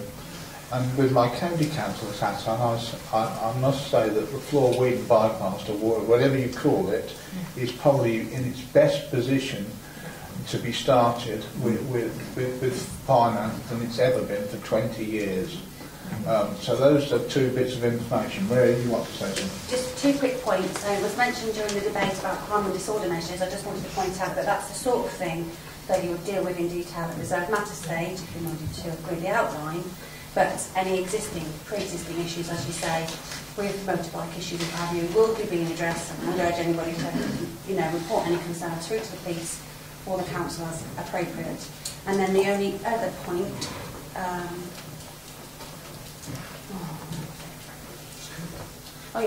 on the school issue, there is no way a proposal could say we guarantee there'll be a school. You can set aside a space on the site for a school, but just with Middlemore, what actually happened was that national and county council policy changed with regard to the minimum size of a school, and that's basically what meant that was undeliverable. So, 10 years from the original outline decision, the world moved on. So you can't give any guarantees, but I think it's fair to say that, if this site comes forward, there's every possibility that a school will be delivered. Chairman, the quick one, Colin. Well, just on the question of schools, the head of the Grange School, which is the catchment area for Middlemore, and I'll say it again, the catchment area for Middlemore, the Grange, the head there publicly said there is no room for any more students there. Welton has probably one of the best reputation primary schools in the district, hence the reason why it's always full, because people want to take their children there from Daventry. The Ashby Field School is virtually at capacity. Monksmoor School is not going to come on board. We were given the information for at least 2 years. But we have a national shortage of primary school places. The county is saying that they won't necessarily provide it as a new school. It might be an extension, it might be something else. There might be different policies in place. With the best will in the world, yeah, okay. I'll get the point you're saying. You, Chairman, I mean, the facts are the application before members includes a school and includes a community hub. That is the basis upon which the council is determining this application. Conditions and obligations, well, we can't look into the future, but any conditions and obligations that are secured, we'll try and take the conditions and mechanisms to deliver those particular items, together with all the other benefits set out in the report. I mean, if there are issues, then the council will have the course to revisit those in due course. But as of this evening, what we can say is there is an application before you. The report sets out that it includes a school, includes a community hub. Conditions and obligations will provide the mechanisms for seeking to deliver those as part of the approved development. Should members be minded to approve the application? Thank you very much. Very last quick comment, Councillor Patchett, no more. Well, on that subject and on the subject of conditions, can we make sure that the applicant will be actually financially responsible under conditions and obligations to complete the building of the community hub? Well, again, what I can say to the Chairman is that we'll ensure the obligations within we're getting into legal speak now in terms of what mechanisms and provisions will be made, but that is part of the resolution is to continue negotiations as part of the 106 agreement to deliver those aspects of the development that provide benefits. I mean, if there are issues, then clearly officers will have to take that into account. But until there is an obligation that seeks to put in place mechanisms to deliver those, the decision will not be issued, simple as. If in due course the officers feel the need to report back to committee because of any difficulties, then we will take advice on that at the time. Is that an answer, Councillor Patchett? Well, if I could just come back very briefly, would it be possible, Chairman, for you to ask the applicant to be prepared to accept that condition? Well, that is not up to the applicant. It's imposed by this planning committee. Again, through you, Chairman, the resolution is subject to the completion and signing of a 106 agreement until such time as the 106 agreement is signed. And the report sets out all of those aspects of the development that will be subject to 106 agreement. If there's any change in that, then we need to come back to the committee, but it'll be subject to securing a 106, and that is part of the further negotiations that will take place. Should members be invited to accept that resolution. Thank you. Right, I think we've had enough discussion. Nobody's been left out. We have a proposal the application be refused for given reasons that's been seconded. All those in support of that, will you please show?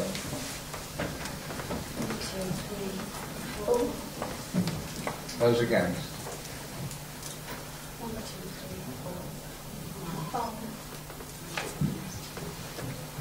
Right, we're going to go the other way now. Do we need a proposal on a second?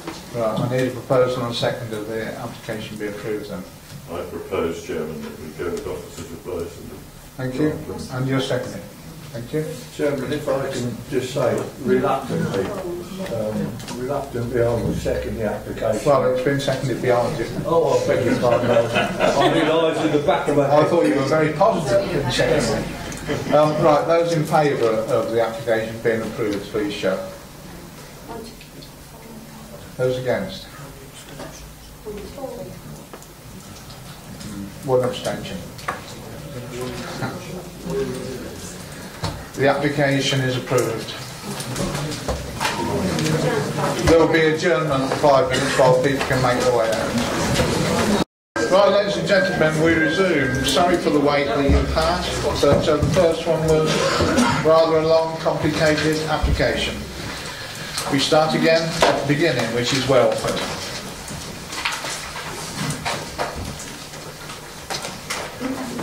(0937). Thanks, Chairman. The application site lies to the south of Welford contains currently a range of former agricultural buildings, some of which benefit from planning permission of the for business use and indeed partly rented. One other building forms part.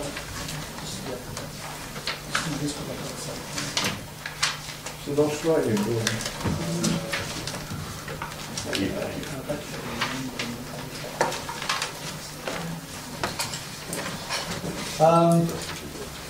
Yes,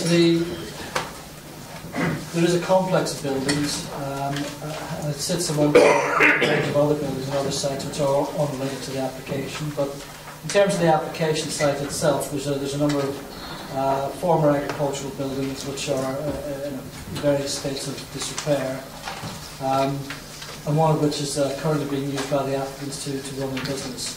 The building which is the subject of this application lies to the south of that building, and the proposal is to effectively demolish the existing buildings on site completely, but to replace it with a new live-work unit which will provide for additional workspace to allow the existing business on site to expand.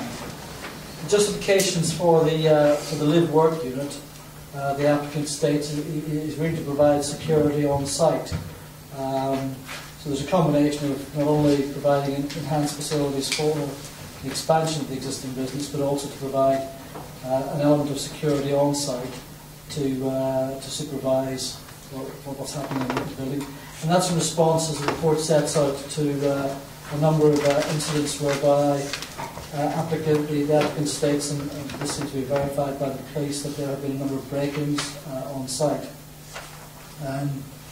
In planning terms, the site clearly lies outside the limits of a settlement and effectively an open countryside, where there's a fundamental presumption against any residential development under, say, policy HS24, with the only exceptions being buildings required for the essential needs of agriculture and forestry.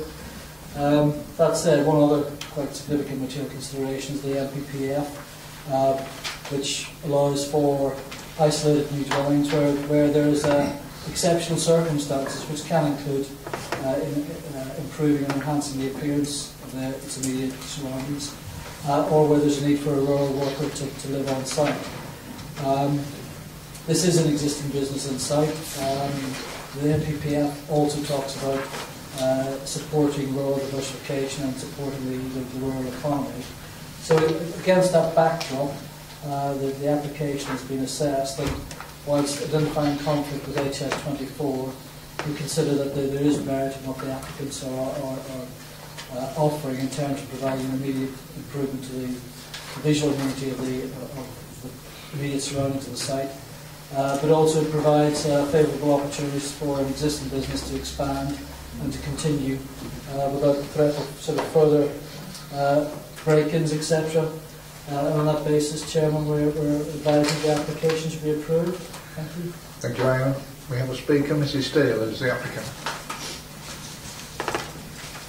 You have 3 minutes. Okay. The existing structures on the actual application site have an extended planning permission to convert to industrial. Utilising the current position of the permission will be detrimental to the environment, will substantially increase traffic movements, and will be by no means have any sustainable use in the current economy. The live-work concept would seem a perfect solution, beneficial to the site whilst also offering us the chance of an environmentally sustainable lifestyle, whilst enabling us to support and develop our existing business further. The site seems fairly suited, but there is already an equal mix of commercial, residential and agricultural property along the road, and although deemed to be an open countryside, the proposed unit actually lies between 2 existing commercial facilities. Further establishing mixed-use development here, we believe, will best enhance and maintain the surroundings and provide much-needed security to our own and other businesses in the immediate location. As the proposal delivers a planning gain, we were and are confident that any conflict that may exist with one criterion is vastly outweighed by the material considerations. We received considerable advice and unanimous support from the Federation of Small Business, the County Land and Business Association, Daventry and other organisations, individuals and academics dedicated to the rural economy, including advisors to government. I suppose what I mean to demonstrate by this point is that this application is not a half-baked punt. It's the result of much research and study on commercially viable options for our small company and its assets. The Parish Council were invited to have input into the revised scheme but failed to return emails or telephone calls despite chases, and only maintained their original objection after the deadline for their response had passed. This rather summed up their general attitude throughout the whole process, which we found rather disappointing for persons in public office. Nevertheless, in the absence of the requested input from the parish, the revised scheme addresses their original comments and still meets with the LPA requirements. The new scheme uses the existing footprint, form and layout of the current structures exactly, with the exception of one adjoining roof line, on the rationale that this approach would prove very incontestable, as no dimension, height, width or depth exceeds what's already there. Furthermore, we believe that the design and scope offers workable premises for a broad spectrum of bona fide business use rather than the hobbycraft idea the parish council's artisan reference would seem to endorse. In our specific case, we're not high-tech IT consultants or marketing gurus.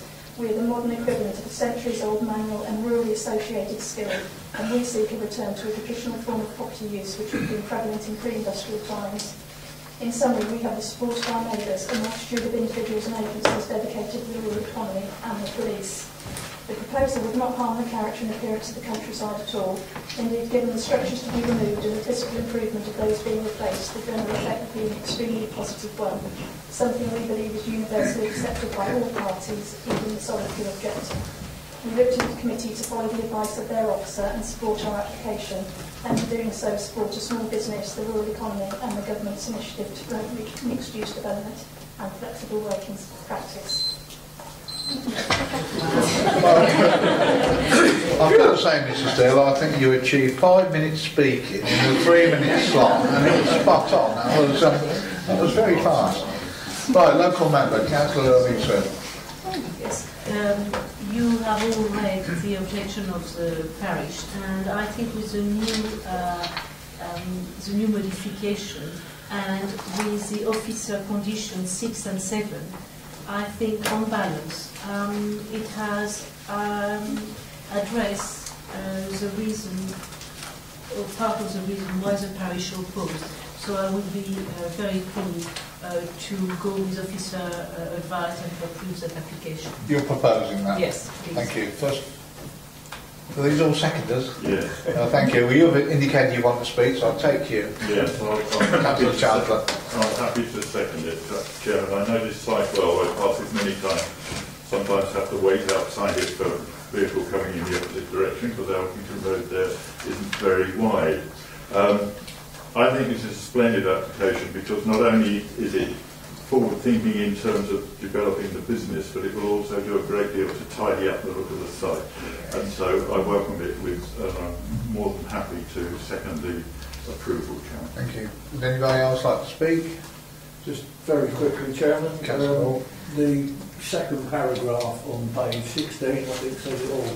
Proposal would support prosperous rural economy, which is something that we as a council are promoting to the best of our ability. And I think it's essential that places like this go forward, and I agree with my colleague, you know, what a marvellous opportunity to tidy up the site.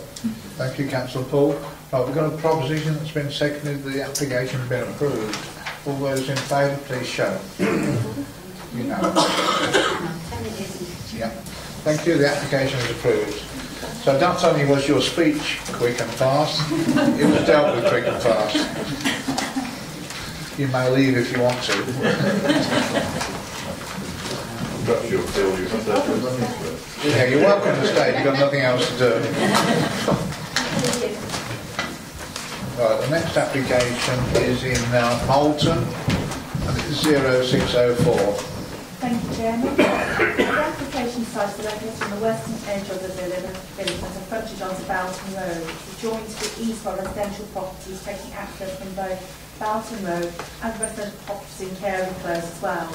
The northwest corner wraps around the electricity substation opposite the recently completed residential development, also a commercial nursery. To the southwest is open fields, and a public right-of-way runs southwest to north-east, just inside the southern boundary of the site. The application before members tonight is a detailed application for 56 dwellings, requiring construction of a new priority junction onto Boughton Road. Within the site itself, there's a road layout that comprises of a looped estate road with pavements and private drives off it. You'll see from the previous plan that there are 3 areas of open space provided within the site. The main area of open space to the northwest corner is adjacent to the west boundary fronting Boughton Road. The other 2 areas will be along the entirety of the southern edge, adjacent to the public right-of-way, and along a small part of the Boughton Road frontage. The southern edge public open space will also accommodate play equipment and maintain the existing public right-of-way. Out of those 56 dwellings, 22 dwellings will be affordable, with all the properties being 2-storey and constructed of brick under tile roof. The layout demonstrates that there are a minimum of 2 spaces allocated for each dwelling. And in support of the application, a detailed landscaping scheme is submitted, and the report sets out supporting and other supporting documents submitted with the application, together with the draft text of terms as well.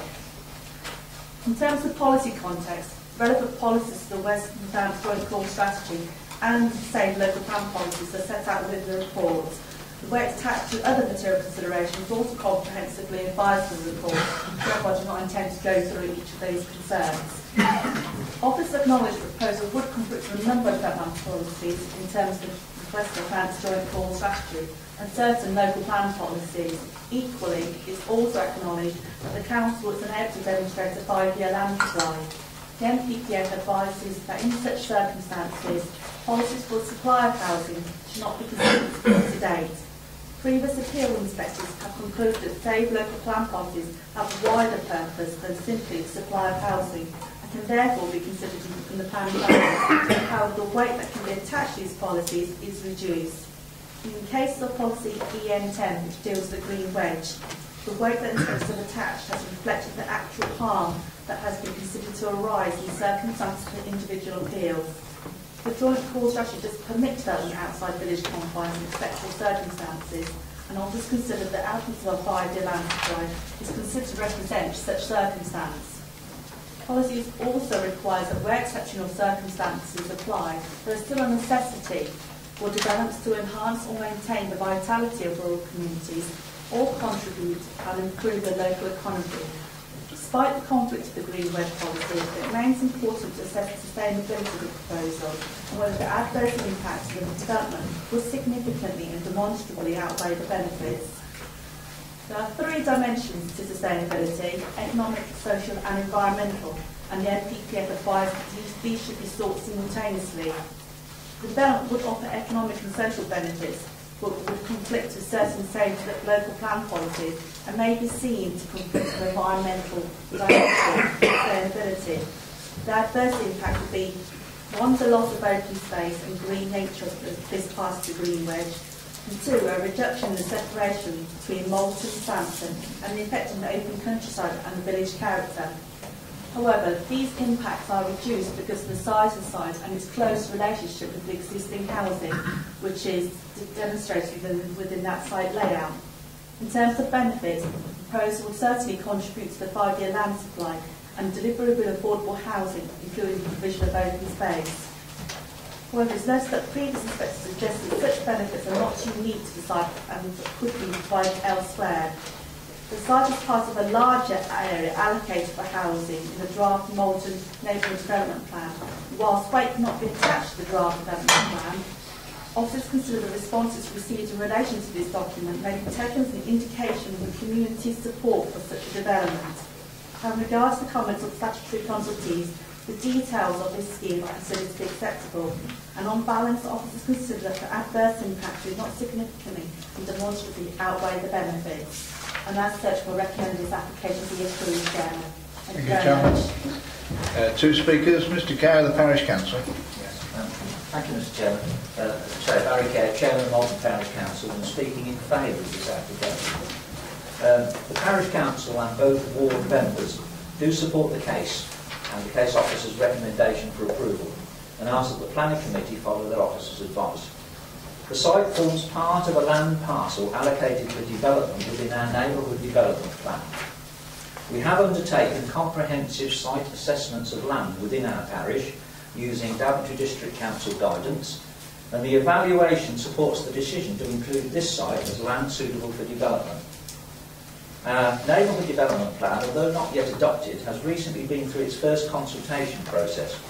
Significant weight can be given to the consultation draft, and the aspiration of the Parish Council is for examination in the coming months to keep the document as it presently stands. The consultation revealed a majority agreement of local residents of the housing land allocations in the plan, and as such it is appropriate to place value upon the community's views. The site is situated on the western edge of Malton and adjoins existing houses, so its impact is considerably reduced.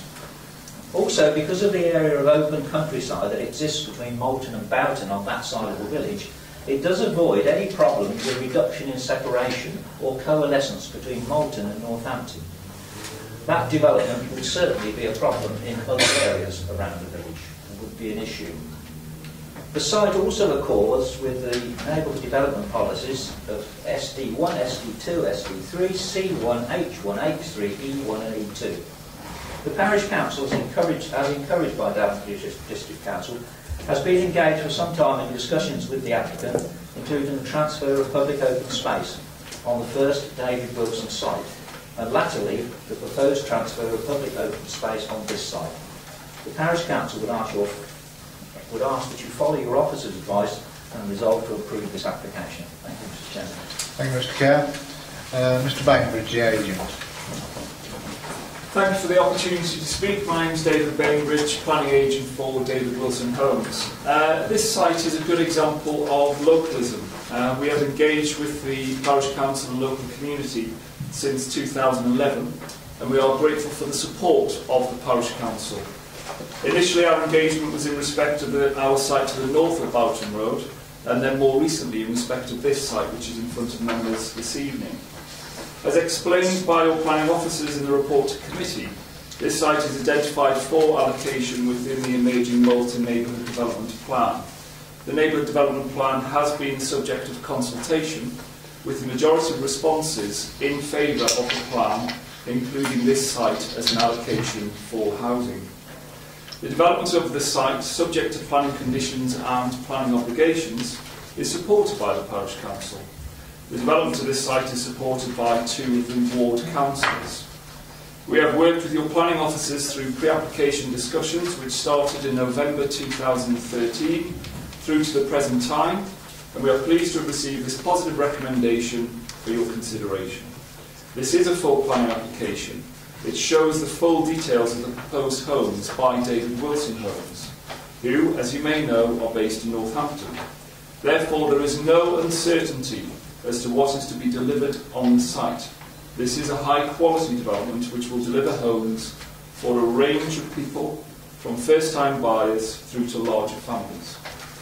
The benefits of the development are explained in the Planning Officer's report, and this includes a range of market and affordable homes ranging from 2 bedrooms through to 5 bedrooms.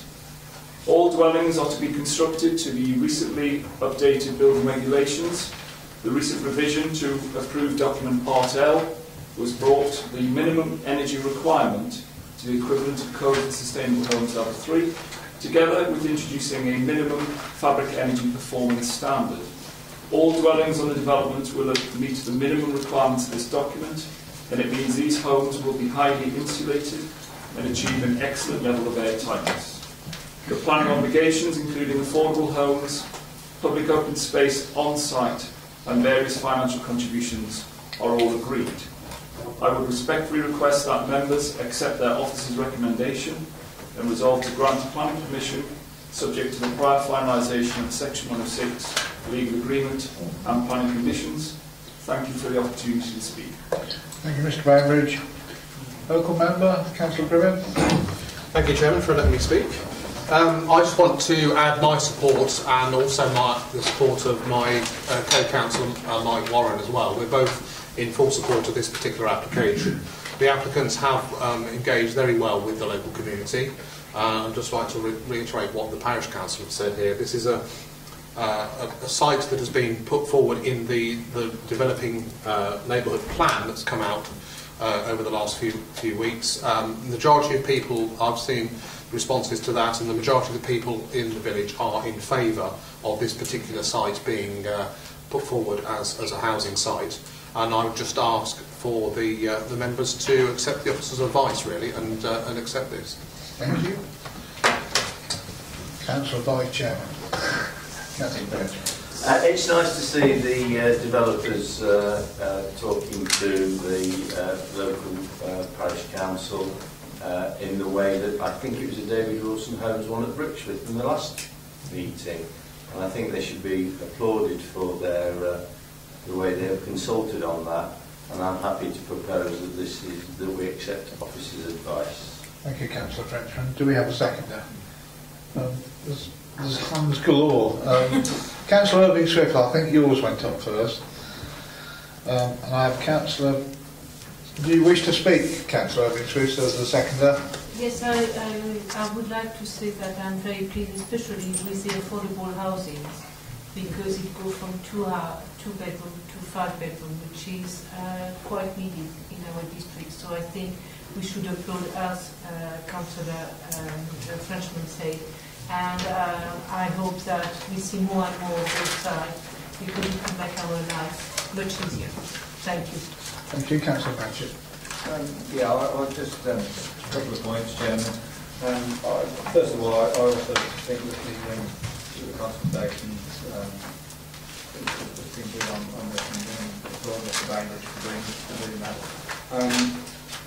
I do think it's a shame that the buildings aren't going to be built to Code 4 as in the previous application, but one, that does give a better environmental sustainability to the new builds. I want to make sure that the funding, as outlined by the Parish Council, is going to be in the Section 106 agreement for things like sports facilities. And I can see the bungalows on the site, Chairman. Perhaps the officers would point those out. Can you do that? I'm not aware that there are any bungalows on the site. My understanding is that all the buildings are 2-storey. Housing needs surveys, so Well, we'll quickly ask the agent. Are there any bungalows on there? There are no bungalows. We'll come back to the housing needs survey. The report just refers to the housing needs survey, and it's not an identified need for any bungalows in Malton itself. If you read the report, the report refers to that there's an over-subscription for the need is identified for Malton. Which is that's another report. Well, with respect to the officers, Chairman, the housing needs surveys are district-wide and not just in respect to an individual village. and it should be taken into account. And this is what officers have told us in the past, and I've brought this up at sites like Woodford. Yeah, through you, Chairman, housing needs surveys are for specific villages. So whilst there's two things going on, meeting local need and meeting district-wide need, when you're looking at the actual mix of tenure and housing type on a plot, then the plot planning policy have detailed discussion with the applicants, and the mix will be based on the demonstrable need. Well, when we discussed the detailed application at Woodford, there was 5 bungalows in the housing needs survey, and I was told that they would be taken into account as a district-wide policy. Now you're saying it's village specific, so then why wasn't the 5 bungalows at the Woodford site? Well, I can assure you that that's what was said at the time. Again, through you, Chairman. It can't be both ways. Chairman, I think through you, this is not the forum to discuss the merits or otherwise of another application. It's the applications before you tonight. Yes, there is an identified local need. Yes, there's also, as the Council quite rightly points out, a district-wide need to address affordable housing, but the specific requirements for affordable bungalows are not required of this particular site. The alternative, if members feel that is a reason for resisting or deferring a decision tonight, then you're perfectly entitled to look at that. But officers are satisfied the proposal is acceptable in planning terms and are recommending that the application should be approved. I remember Councillor Patchett bringing this up, and I remember actually saying as your chair, clarifying the position at the next meeting. And I think what I actually said was, if it's a large village, consideration would be to the needs of that village. If it's a small village, the needs would be to that village and the ones surrounding it. I think that was the answer to what you posed that particular time. So if the applicant is saying that the local needs survey doesn't show bungalows, that would be right for a large village, not to put bungalows. Although anybody's eligible to come on the waiting list to go into any village, it doesn't take into account whether Daventry people want bungalows or not. I did clarify at the very next meeting, because I remember it very well. We went along and I talked to officers about it, and that was the position. Is that correct, Murray? It's just my personal view, Chairman. If you've got Yes. 2 bungalows in each site, then you... Well, like the officer says, we can talk about it in a different forum. Yeah, okay. Councillor Chandler got next. Thank you, Chairman. Councillor Paul. I simply wanted to say that yes, this is an exemplary application in all its respects, and I would also take the opportunity to commend Malton Parish for their work with their neighbourhood development plan, which is very nearly completion, I think. Thank you. They like you now, I think. Councillor Paul. Yeah. Thank you. Just concur with my colleague with regard to Malton and their form of thinking. However, the indicative illustration of the house design, can the applicant promise me that the designs will be more imaginative than that? They said, whilst I appreciate it is indicative, it's an artist's impression, I would like it, the design to be more worthwhile. I think if you knew that David Wilson's estates, they're built quite reasonable. Yeah, they are. Yeah, partly tongue in cheek, but the people on there don't look like that, and they've got more than 2 cars. But we get your point. They won't look like that. Through you, Chairman, the application is a full application. Yeah. So, whilst this is an artist's impression of what it might look like, probably taking an artistic license, the details of the drawings are as per the application, and that is what members will be approving this evening. But you should. A developer soon gets a reputation of building junk or building quality, and this one doesn't have a reputation of building rubbish. And I don't know them. Okay, we've got a proposal that the application be approved. Sorry, I did miss you. Sorry, no, I shouldn't do that. Thank you. Yeah, there was just two things that I just wanted to clarify. One was on page 33 on the S106, open space. We've got natural and semi-natural green space, and then amenity green space. Is one of those the balancing point, or does that not come into your open space at all? So that's One my of the first things like the balancing part of that's a natural open space. But obviously, in terms of its usage, that very much depends on its usage and how those issues, those different types of spaces overlap, has been considered by our policy team.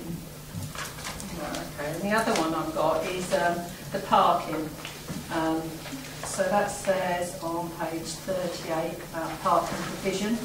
It's good that you've got 3 minimum spaces on private units, and parking for affordable housing is on the plot parking, grid frontage parking, and 2 rear parking pools. On the front rear parking, we've got some like that in Daventry, and then also they have to put their bins in the front as well, and it becomes really, really messy looking. Yeah. If they got bin storage allocated there, so it's not all so it's not everything's all out the front of the house. Can we have a nod? Yes, they have bin storage. Thank you. Where's your bin? Right, now we have a proposal, the application be approved, and it's been seconded. All those in favour, please show. Unanimous. The application is approved.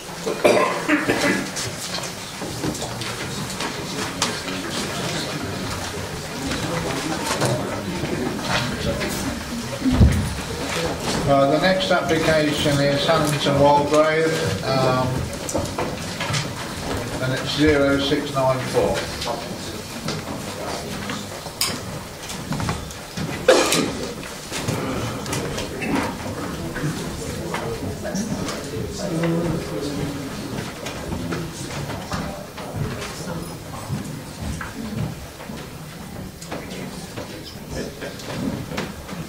Thank you, Chairman.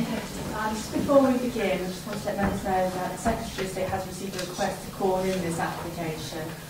Whilst members are free to consider the application, if members are minded to approve the application, there's been requested that the application is presented to the Secretary of State for consideration before issuing the decision notice. In terms of the application site itself, it's quite a significant site, 19.8 hectares, and comprises of 2 adjacent agricultural fields and the countryside. The existing bridleway that runs alongside the entire length of the northern boundary.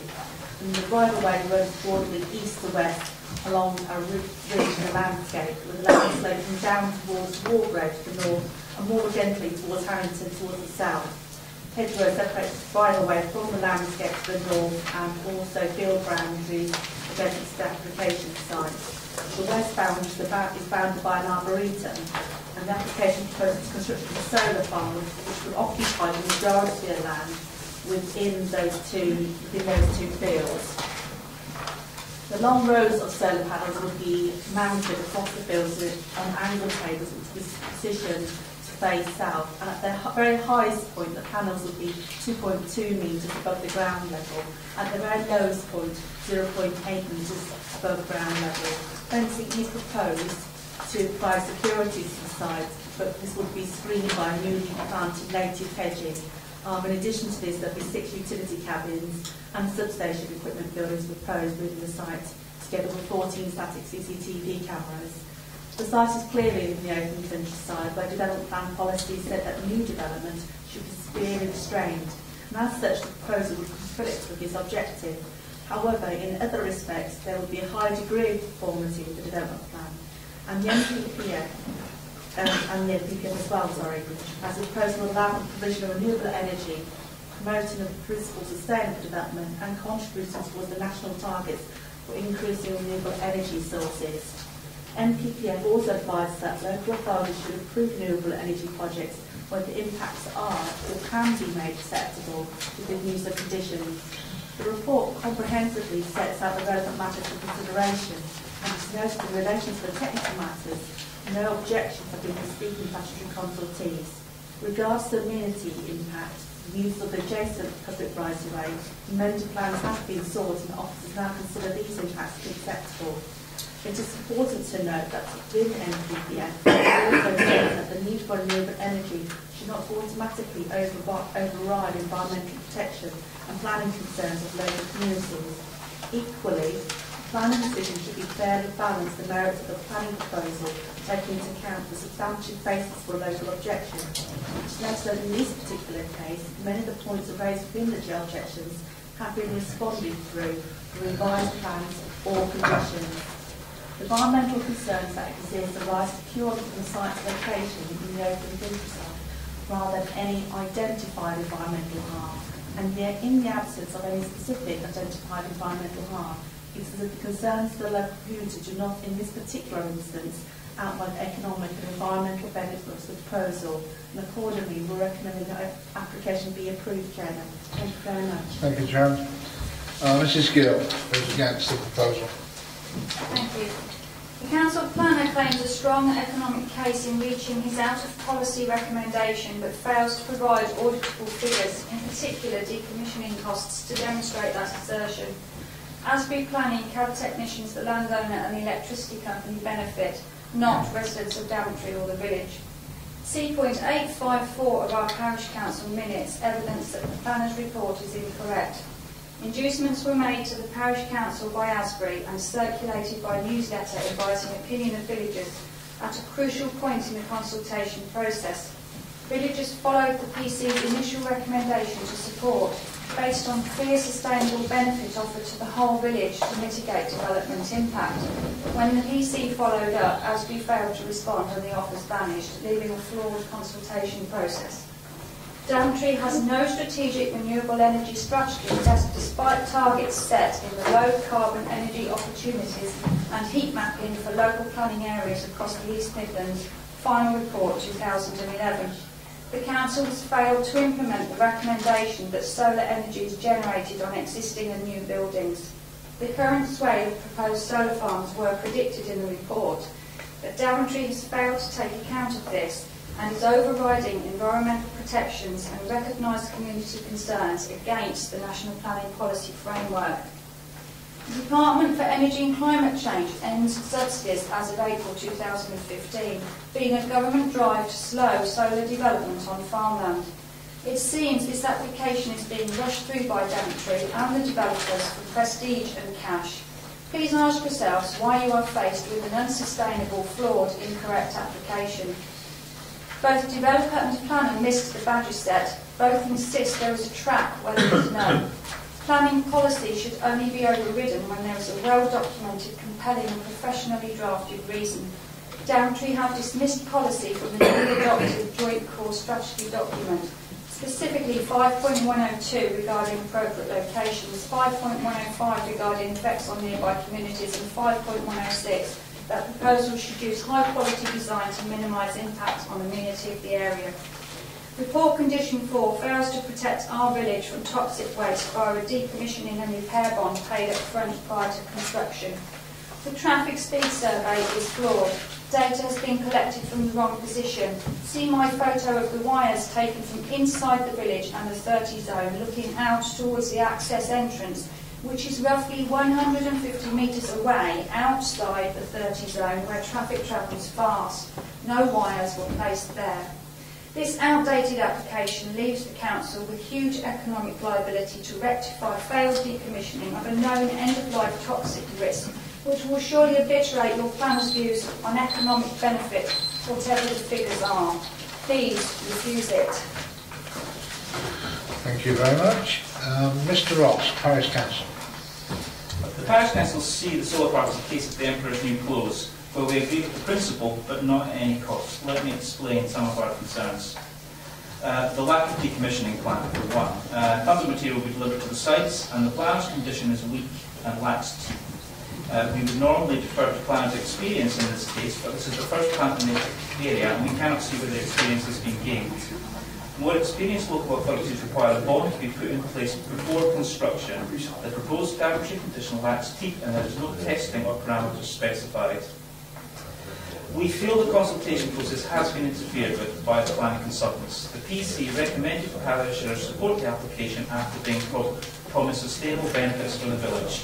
Post-consultation, the offers of these disappeared when the PC tried to secure them. Incorrect information has been provided on the application, and we've pointed this out to Daventry, but they seem unwilling to acknowledge this. The current application for the solar farm in Boughton has been designed by accredited engineers who are obliged to hold sufficient professional indemnity insurance for the work they undertake. Hannington has been designed by a CAD technician with an interior design qualification and no formal UK design qualifications or accreditation. This is an out-of-policy recommendation, so the whole development is deemed fit for approval on the approval of a planning qualification, with no liability for any works carried out. Looking at the evidence, they've already missed a badge set, the traffic monitoring equipment's in the wrong place, the wrong dimensions are on the drawings, offers made to the parish council have been forgotten, and the planners, the CAD technicians are unaware of their own qualifications. On this basis, we're not happy that the provisions made for safety or environmental protection will be robust enough, because once approved, there's no legal or professional protection. The objections from the community plan have been ignored by Daventry, and with respect, some of these objectors are highly qualified individuals with experience that far exceeds the planning department. I include lawyers, financial experts, and doctors on my list who have all looked at the application. The new joint course strategy still promotes the new joint course strategy, although an unuser-friendly document, still promotes sustainable development on rooftops in a new development, none of which has been actively promoted by Daventry, despite the advice on the renewable strategy document they contributed to in 2011. If we're going to consistently ignore policy, including policy as new as the joint strategy, what's the point? We agree that solar energy is the way forward and are not averse to the principle, but this application would appear to be done in a rush, with nobody looking at the far-reaching implications of the decision. Thank you. Thank you. Mr. Ross. Mr. Williams, agent. Thank you, Chair, members of the Planning Committee. As agent acting on behalf of the applicants, I'm grateful for the opportunity to address you in respect to this application. I would like to take this opportunity to stress the more salient points about the application that is currently before you. The proposal represents a form of development which will result in a high degree of conformity with national and development plan policy. In particular, it will provide for renewable energy. It would help towards national targets for increasing the proportion of UK electricity from renewable sources, and as a result, it would assist in promoting principles of sustainable development. The government's national planning policy framework is explicit in advising authorities to approve renewable projects where the impacts are or can be made acceptable through the use of conditions. In this instance, you will note that officers have considered that the proposals are acceptable, having full regard to the responses of technical consultees. Chair, this is an extremely important point which I would ask that members bear in mind when making their decision. The application site is correctly stated as being in the open countryside. This is not an uncommon occurrence for such solar developments due to the scarcity of such resources. However, should such brownfield land become available, then it is only right and proper that the primary consideration is given to the potential for residential development, noting the national housing shortage. But I won't dwell on that point because we've had housing developments considered already in this planning committee. Notwithstanding this, due regard should be given to the short to medium term duration of the development. That is, the intention is to decommission the scheme after 25 years. As a result, it is not an irreversible loss of greenfield or, for that matter, agricultural land. And we are happy to have a planning condition in respect to the decommissioning plan attached to the planning. I should add that recent case law supports this stance, but in any case, the agricultural use of the land will not be lost in improving this scheme, nor will it be changed thereafter. Following decommissioning, the land will be protected as being located in the open countryside. This will not set a precedent for urban form of development on the site. We have openly sought to address any technical concerns raised by officers and consultees, and you will note that the proposal has undergone a series of amendments to ensure For example, the widening of the bridleway corridor and the relocation of the construction access to ensure that associated traffic is directed away from the village of Harrington. I'd like to, as an aside, say that the position of the wires that were in those pictures, we were guided by highways officers in respect of where to put them and who to put down. So that's the advice we were given. And further and additional supporting documents have also been submitted in other respects. I have regard to the concerns expressed by objectors and fully respect their right to make such comments on the proposed development. But I feel I must repeat the conclusion reached by the planning officer, namely that the points raised by objectors have been responded to through the revised plans or can be satisfactorily addressed by planning conditions. Would you like me to stop there? Well, you can have another 10 seconds if you want to. It's just summing up. In light of all these matters, I would respectfully request that you give the development the due consideration that it deserves and that you agree with your officers in recommending approval of the application. Thank you for your time. Thank you, sir. Local member, Councillor Carter. Thank you, Chairman, for letting me speak. Much of what I could say has already been said. You've either had it in letters of objection, certainly the report addresses much of it. However, I was contacted by Hannington Parish Council to ask if A, I was coming along to this meeting, and B, would I make representations on their behalf. I said I would do that, and the only way I can do that is to say verbatim what their email says to me. The Parish Council objects on the grounds that the decommissioning plan is insufficient for this development, especially on the basis no suitably qualified professionals have been involved in the technical design, and that some of the materials provided to the Council are clearly incorrect. Given that the drawings are inaccurate, are we happy to believe that the decommissioning plan will be drawn up with more diligence? There is no economic reason for the applicant to take any meaningful action given the proposed weak condition. What about an upfront bond as requested by more experienced local authorities? This is an out-of-policy recommendation by the planning officer, and whereas we all support the principle of sustainable energy, it would be foolhardy to proceed, especially given the weak professional evidence provided by the applicant and bearing in mind the quality and provenance of the current application being considered in Chapel Brampton. The PC hope I can support them in this matter. The lack of a robust decommissioning plan will have a direct impact on the future generations in both Hannington and Walgrave. I believe that by addressing and giving you their comments there, I've done as much as I can do to represent them.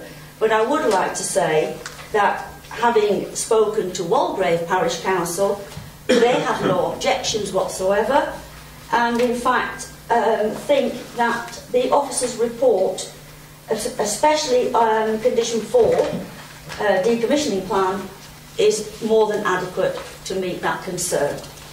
And finally, Chairman, if I could just ask, just a clarification point. If you are minded, if the committee is minded to approve, I believe that the Secretary of State has been requested to call this in.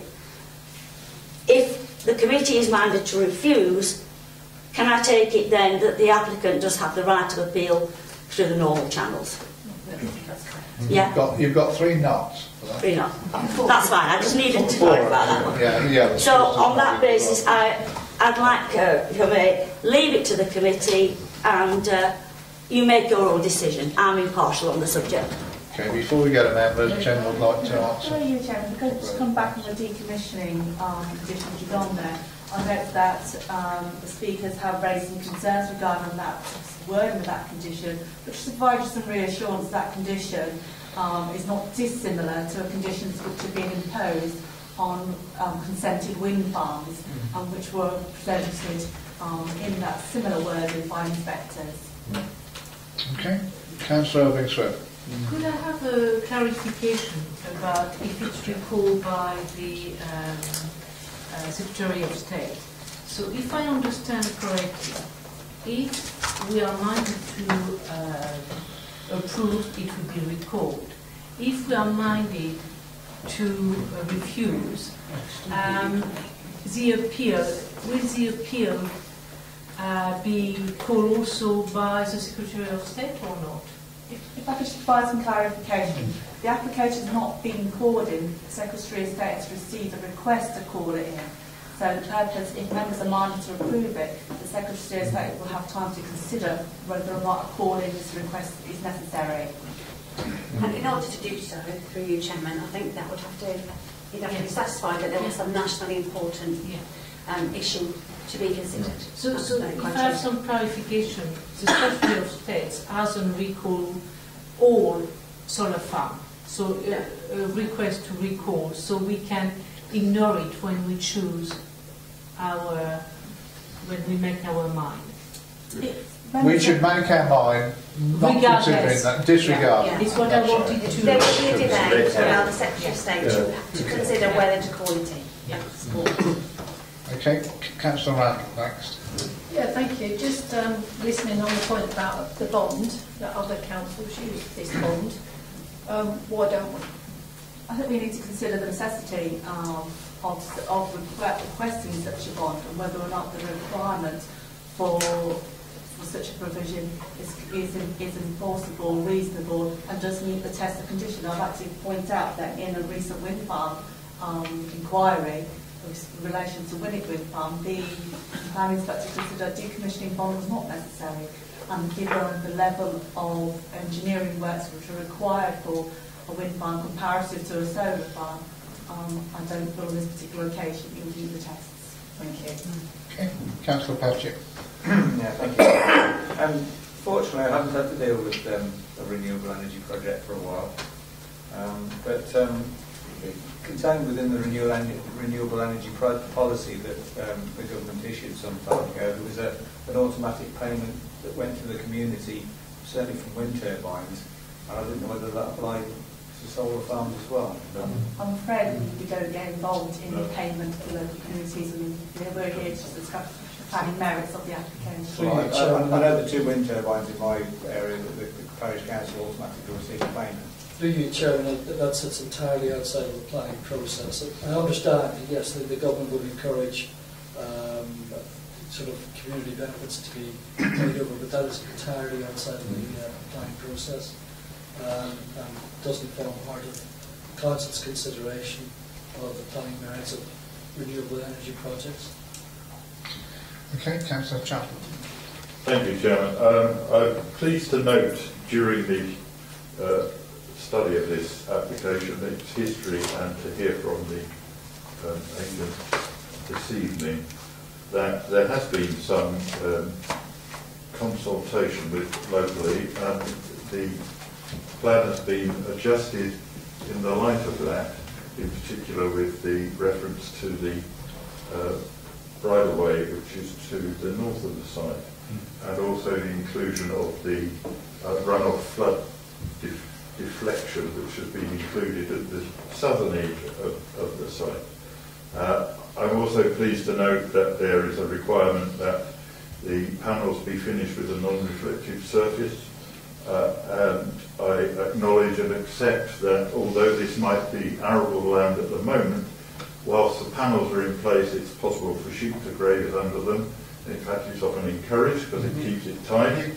And it could revert to arable after the removal of the panels, because the panels are only relying on the ground for support. They don't contaminate the soil in any other point. And the final point I wanted to make is that there is a reassurance in the officer's report that once the 25 years is up and the panels are removed, although this site is now previously developed land, it is not brownfield land for the purposes of allowing any other form of development. It has to revert to agricultural use. Therefore, Chairman, I would like to propose that we accept officer's advice and approve the application. Thank you, Councillor Champler. Do we have a seconder? Thank you, Councillor Paul. Would you like to speak, Councillor Paul, or not? Just briefly, Councillor Champler has answered my question about it being returned to farmland and not be regarded as a brownfield site, so I'm happy. Thank you. If nobody else wishes to speak, we have a proposal that the application be approved, which has been seconded. All those in favour, please show. 1, 2, 3, 4, 5, 6. Right, Those against? 1, 2, 3, 4. 6-4. The application is approved.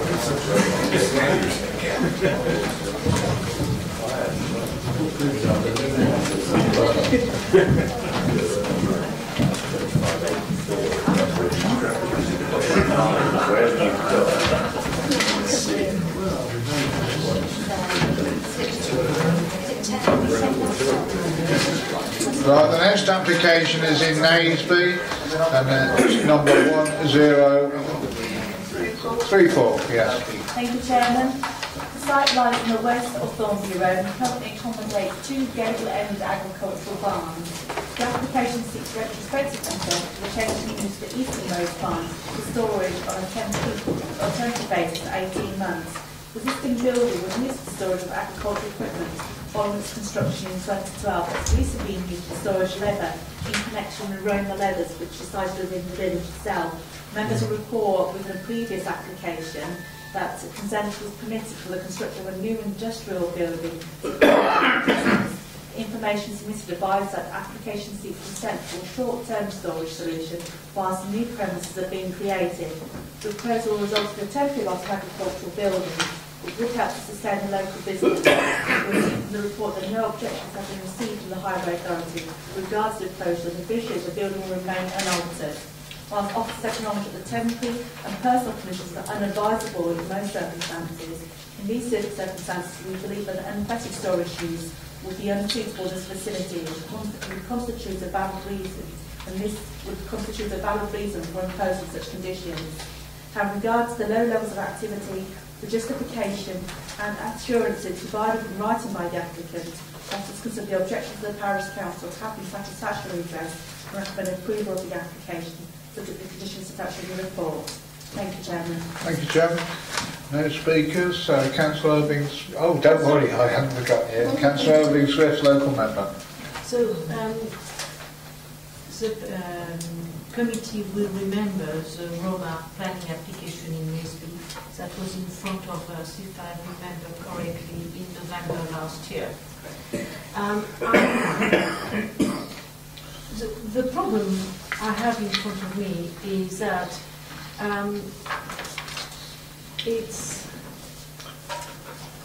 that barn has never been used for what it was intended to be used. And therefore, it's a deviousness that the officer is not responsible for. But basically, it was an agricultural barn, and it has always been used as a B8. And I think the parish is right in asserting that. And I am a bit puzzled by the farmer saying that in any case, in 18 months, suddenly we need again the barn, which in the first place, when he put the planning application, he needs a barn, and he doesn't need it for 2-3 years. I don't know what has changed. But my concern is, and I think it's a concern of the parish, if they can ensure that it's just 18 months, it would be fine. But do we set a precedent? And that is my problem. If it's 18 months and after it reverts and that's it, the parish is not very pleased, but at least understand where they are. Because if it's 18 months, the Roma factory might not be built. It might be in the process of being built. So what are they going to do till the barn is fixed? Are they going to reapply and we are going to carry on and carry on and carry on? Or it's 18 months and that's it. So that is my problem. My problem is that the officer is faced with a problem and it was enforcement or not. And I think the temporary permission is maybe the best answer only if it cannot be abused in the future, because we know that at the moment what we have in front of us It is a misuse. It's a retrospective planning application. It's in front of us because in the first place it was asked, and it's a new barn. I mean, it's not something that was used before. So it has never used for the purpose it was intended. And also, could we make sure that after, if it's a BA, we have the tax, that our tax office in Daventry collect the right amount of money. Thank you. Thank you, Councillor Irvingsworth. John, can we guarantee in 18 months' time it will revert back? There have certainly been conditions imposed for that. If we look at the previous consent sought to provide adequate provision for Roma leathers as a business. So certainly, as officers, we would expect the new building to accommodate all the needs of the Roma leathers, and there will not be a necessity for them to use this agricultural barn for any further storage. And that's the basis on which the previous application was approved. In regards to the actual enforcing those conditions are part of the recommendation, and of course officers would seek to ensure that those conditions are enforced. But could I come back, because when we put the planning application, strangely enough, inside the planning application, and I made the case at the time, a factory can be built, but it can be used for somebody else than Roma. And we have my problem and the problem of the parish. What they want to make sure is that after 18 months it reverted for what it was, an agricultural barn, without any encroachment, and after it become another thing, knowing that also because it's a barn, in 5 years if the planning stays the same, they will be on permitted development, they could be transformed into a house. All right, some more comments, anything else? I mean, members of the application before you, the building is the building. Yeah. So unless members are saying that its appearance or whatever is unacceptable, that has been accepted. It's the use of the building. Yes. It's limited to 18 months. There's a condition on requiring it limited to 18 months. If circumstances change, then the council will have the opportunity of reconsidering those issues at that time. But what you're being asked tonight to consider is the grant of permission for a temporary period in the circumstances outlined in the report, and nothing more. What happens in 18 months' time is really a matter for the committee to consider at that particular time. And that is the worry of everybody. And well, we know. But that is that happens with just about everything. Yeah. Yeah. And as regards conversion to a dwelling, my understanding is that the building, they simply can't pursue that under the existing permitted development rights. But who's to say we don't get a planning application, but that application has to be judged on its merits. So, I mean, you can only judge what it is before you the scene, based on the conditions of the report set out. Sorry, I just wanted to hear the concern. Okay, we've got 3 more speakers. Councillor Frenchman first, Councillor Paul, then Councillor Chandler. The planning application actually states in the title that it's for 18 months, so that obviously forms part of the planning application. So the only trouble that Cecile might encounter is that in 18 months, when we send in the enforcement officer, they're actually putting in another planning application, but they can only do that or be taken to court. So we would then look at that stage and decide whether we want to extend it or whatever. On the face of it, it's supporting a successful rural business, and they're having a new factory built. They need some extra storage space, so I'm very happy with this, providing it is only for 18 months and we do enforce it properly, and I'm happy to propose officers' advice. Thank you. Do we have a seconder, please? Councillor Chandler, you were third to speak. You've now jumped Councillor Paul, so he'll be on. You can speak. Thank you. I simply wanted to say, Chairman, that I'm happy to second the proposal that we approve it. What what we must always remember as members of the planning committee is that we must deal with the planning application which is before us now. We cannot worry about what might have happened in the past or what might be going to happen in the future. Correct. Councillor Paul? Yeah, thank you, Chairman. Run the leather. I mean, at the end of the day, in my previous life in the schmutter trade, the building clothing. Sorry, I couldn't explain to a legal person the terminology. Sorry, I beg your pardon. In that trade, the storage of leather is far less than ideal, and I can only assume, and it's wrong to assume, but the applicants will get the leather out of there as fast as they possibly can, because one of the biggest problems is mould build up in between the skins. That's today's useless piece of information. Thank you, Councillor Paul. 5 minute survey, Councillor Paul.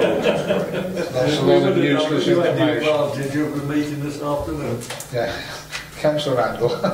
Yeah, no, all I was going to say, Chair, is actually when we do have a planning application before us and we are dealing with its merits in front of us, that we can actually expect that if something happens or it's not being used as it should be when a complaint is received, then we expect it to be dealt with accordingly.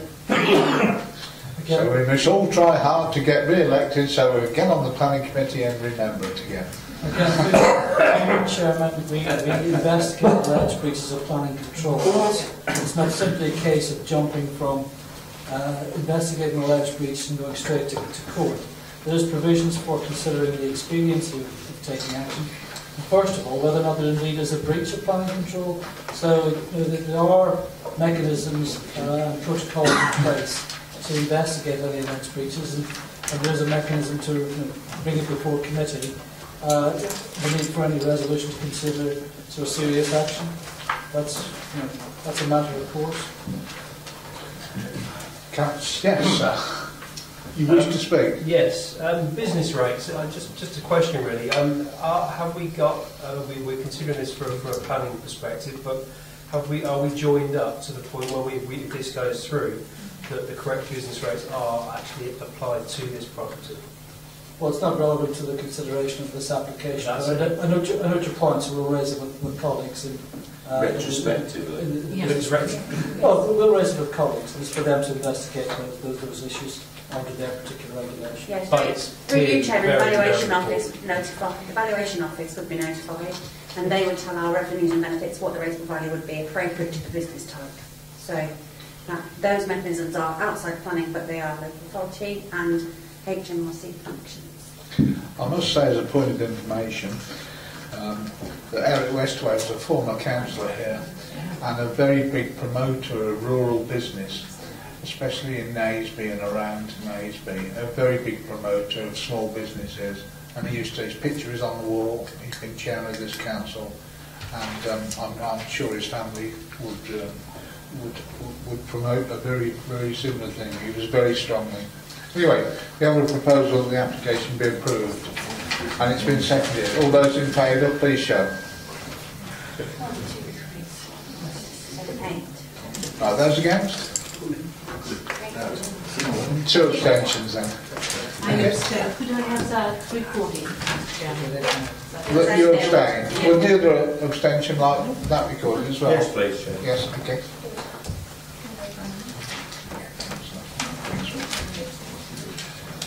The application is approved.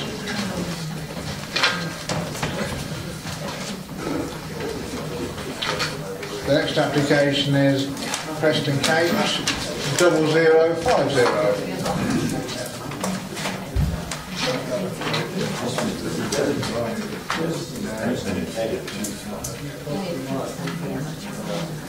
I won't do it for now.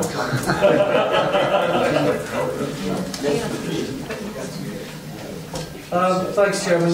The application relates to a proposal to demolish an existing garage and construction of a double garage with room above. It's a revised scheme. You'll see from the planning history that there has been a previous approval, effectively widening the garage and also providing a room over to provide ancillary accommodation associated with the dwelling, with an extension to the rear. Site lies within a conservation area, but is also opposite a Grade 2 listed building. So there is a requirement, a statutory requirement, to consider, duty placed on councils to consider the desirability of preserving and enhancing the appearance and character of a conservation area, but also when considering listed building, the effective development and setting of listed building. Two sections of the Listed Building Conservation Areas Act are sections 66 and 72 for your record. The proposal before committee tonight proposes to increase the height of it over and above what was previously approved, still with an extension to the rear, and still with the increase in width, resulting in an increase in the number of roof lights in the front elevation, but also an increase in height. You'll see the comments of the Conservation Officer and the Planning Officer's assessment of these comments and assessed against the development planning policies. On balance, although there's an existing garage and although there's an existing approval, Officer considered that the revised scheme would adversely impact on the character and appearance of the conservation area and the setting of the neighbouring listed building. And accordingly, we are recommending the application be refused. We have a number of photographs taken of the site. Can you just grab the photographs? Obviously, that's the listed building opposite. This is taken from roughly where the front of the garage is. These are street views up and down, and there's also photographs from within the garden area of the applicant. So you can see the proposal in the context of the existing garage and the listed building behind. I should point out that the setting of listed buildings is not restricted solely to where it's how it's perceived in public views, but from any particular views. In our view, the increase in height in this particular case, over and above what was previously approved, would have an adverse impact. And accordingly, recommend the application be refused, Chairman. Thank you, Eamon. Two speakers. Mr. Hughes, Parish Council. Good evening, Mr. Chairman, members. Thank you for the opportunity to speak. I do it on behalf of Preston Capes Parish Council, of which I'm chairman. First of all, I owe you an apology. Normally, you would have seen our comments about this application on the report you have before you. But due to unforeseen circumstances, completely irrelevant to the Parish Council, we were unable to convene a special meeting in order to agree such comments and submit them by the required deadline. However, we discussed this application at our regular meeting on the 17th of February. And I can tell you that we were unanimous in our support for this application. And considering the approval of the previous application, which was only a short while ago, we had mistakenly assumed that this would meet with approval as well. I'm aware that the applicant, who is away at the moment, has previously visited and consulted with all his neighbours, and none have raised any objection as far as I'm aware. There are really only two premises likely affected by this development: Ford's Cottage and the Wilderness, which is the listed building in question. I've spoken to the occupants of both today, and they are both quite happy with the application. I would like to make two comments regarding the accuracy of the report. On page 135, the first paragraph, fourth line, says that the proposed development stands directly opposite the Wilderness, which is a Grade 2 listed building. I think if you show the plan up there, you'll see that it is not directly opposite the Wilderness. It is opposite a gap between the Wilderness and Ford's Cottage. On page 138, the second paragraph, third line, it says the existing building and the proposed will be seen in views of the Wilderness. I was interested to see whether there were going to be any photographs. But standing in the street, you cannot see both in the same view. I walked up and down it this morning, and it won't be seen in views of the listed building. That is from the site, but you cannot see both at the same time from the street. The only way you can see both at the same time is standing in the applicant's garden. And you can see them both at the same time now. Thank you. I would ask that you approve this application. Thank you. Thank you, Mr. Hughes. Mr. Rickett, agent. Thank you, Chairman. My name is Tony Rickett. I'm an architect in private practice and I am the applicant's agent. I'm embarrassed by keeping you here so late, Chairman, after your busy afternoon for such a relatively trivial matter. But, of course, to my client it is rather important. The Chairman of the Parish Council has pinched all my best lines, so I will restrict myself to say, and of course I agree with everything he's had to say, but I would draw your attention to your Save Policy GN1, which urges you to make proper use of underutilised land and buildings. The replacement building, for which there are no contentious points other than the ridge height, if it were to be retained at the approved ridge height, would represent an underutilised building. I would urge you to take note of your own policy that the increase in ridge height, which you have heard, will not impact on any of the neighbours from whom there are no objections. The Parish Council supports it. It seems to me, Chairman, that there is a cogent reason here to set aside your officer recommendations and allow my client this extra metre of ridge height to make the building much more usable. Thank you. Thank you, Mr. Rickett. Again, point of information, he used to be a councillor and you can see what he was good at. Oratory is what he was good at. Right, local member. Yes, Councillor Patchett. Okay, well, first of all, members, I will draw your attention on page 135 to the third paragraph. The third line from the bottom, the planning officer's assessment of the impact indeed isn't less than substantial, it isn't more than substantial. In fact, it's minimal impact on the street scene, a minimal impact indeed throughout the whole proposal. And I was rather surprised myself as board member that this would indeed be necessary to bring to committee. The neighbours have no problem with the application. The parish council, as you've heard, has no problem with the application. We as three joint ward members have no problem with the application either. And the planning officer, Mr. Cameron, says that there will be minimal impact on the conservation area and indeed the surrounding area, and indeed on any of the on the listed building. So to move things forward, I would propose that we approve this application and against officer's advice on the grounds that there is minimal impact to the conservation area and that there is less than substantial harm indeed to anything in the village shown. Thank you. Those are the reasons. Do you have a seconder? And Councillor Irving Swift, I'm sure that's you. Yeah. Yeah. Okay, you seconded it. Do you want to say anything? No, okay. It has been said. Thank you. Anybody wish to say anything? Oh, Eamon's coming back. The comments that the councillor refers to are those of the conservation officer. Page 135. Yeah, on page 135. Yeah. Those are the comments of the conservation officer, I understand. And they go on to say, however, as previously mentioned, I object to the increase in ridge height and options to appropriately redrawn across the West Wing Road to maintain the current ridge height should be explored. If I can come back as well, Chairman. You can indeed. No?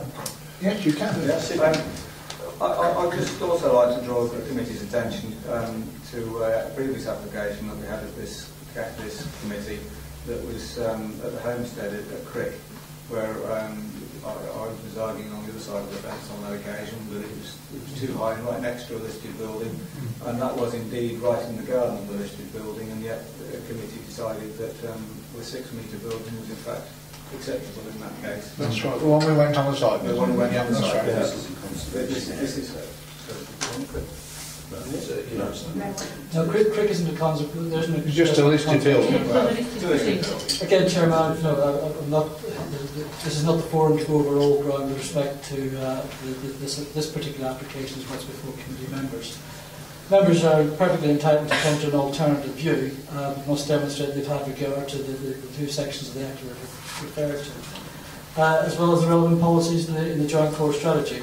But the fact is that the planning permission has been given to allow the use of the building and to extend the building sidewards with an extension to the rear.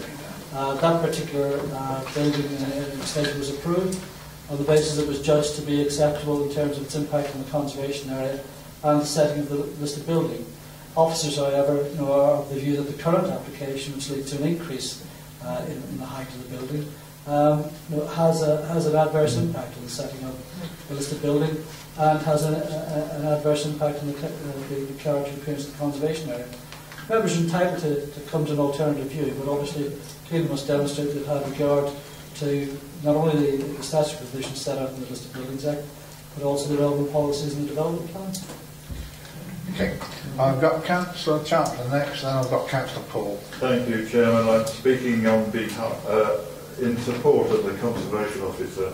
The fact that you can, standing in the street, you can see the wilderness, but you can't see the garage is not the point. The point of the issue is that it is possible to view both together, albeit from within the private holding of the applicant. And the rules and the considerations for the setting of a listed building include such a view, and so that view would be spoiled by raising the ridge height, and so I can't support the application. Thank you, Councillor Chairman. Councillor Paul. Yeah, thank you, Chairman. I'm minded by the last sentence of the Conservation Officer's report. If the members are minded to approve the application, joinery details, samples of material are secured by condition. Should it be approved? I think that is a way forward. With listed buildings, they're always difficult, they're always big contentious issues, particularly between myself and my colleague. However, if they're minded, I think that should be put in as a condition. Chairman, thank you. Okay. No more speakers. We've got a proposal that the application be approved for the given reasons, which has been seconded. All those in favour, please show. 6. Those against. All right. So, sorry? Yeah. What? It's only conditions on materials, isn't it? Again, Chairman, you might suggest the conditions that, as were applied to the previous approval, could equally apply to this. Yeah, I agree with that. Yeah. You're happy with that, local member? Obviously, with the exception of reference to drawings for sure or ability. I'm sure. I mean, it's a council record. Yes, okay. Well, I've sorted that. Okay, so the application is approved. You know, members, it's 9:15. We've got one application again. You've got to vote on whether you want a break or not. No, let's have a break. You want to carry on, do you? Goodbye, Mr. Rickett. And goodbye, Councillor, Mr. Oh, you can still call me a councillor. I daren't call too many people councillors. Thank you. Cheers. Right, so you've agreed to carry on, and we go to the very last application, which I should think the parish councillor of Byfield is pleased about. It's 0055. Excellent learning experience. Right, Byfield. Thanks, Chairman. The application site lies to the southeast corner of Byfield, overlooks open countryside beyond. There's a range of different house types, but they're all detached dwellings, sitting in reasonably sized plots. The application proposes a number of extensions. Primarily, and probably the most contentious element is a raising of part of the roof to provide additional first floor accommodation, served by 2 dormers. That's on the south side of the site, so it doesn't actually overlook any adjoining neighbours, but actually overlooks the fields beyond. A small single-storey extension is proposed on the north side, next to the nearest adjoining neighbours, and existing buildings are taken down at the rear to provide an improved accommodation at the rear. In addition, an enclosed balcony is proposed at the front elevation, again to take advantage of the views away from the village towards the open countryside beyond, but not towards any of the adjoining neighbours.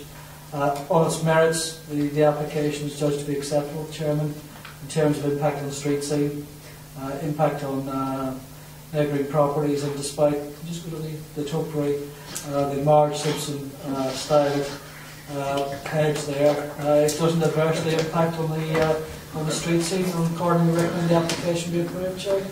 It is a lovely tree, though. Right, so we have one speaker, Mr. Cannell, Parish Council. Could we have the second photograph of the show, the one sort of... No, it just shows the whole of the west aspect of the building. Neil's been near the end now, so I think it's about number 2. yeah, it's... You have to cycle right through. It's probably, I think that's the first one, so that's the second One more. That's a lot. Right. 2 threads here. First of all, Byfield has a design statement which formally is still in draft because it simply hasn't been accepted and adopted yet by DDC for reasons which you're all perfectly well aware of. You've been previously. One of the points made in the design statement is that Byfield Parish Council is also very keen on redevelopment of old buildings, converting old industrial buildings into housing, and prettying up things which are not very pretty. 40 years ago, that bungalow there was a rectangular bungalow, a matchbox with a roof on. And it fell into the hands of somebody who was interested in architecture, and that's what they converted this matchbox with a roof on into. And I think it's rather nice.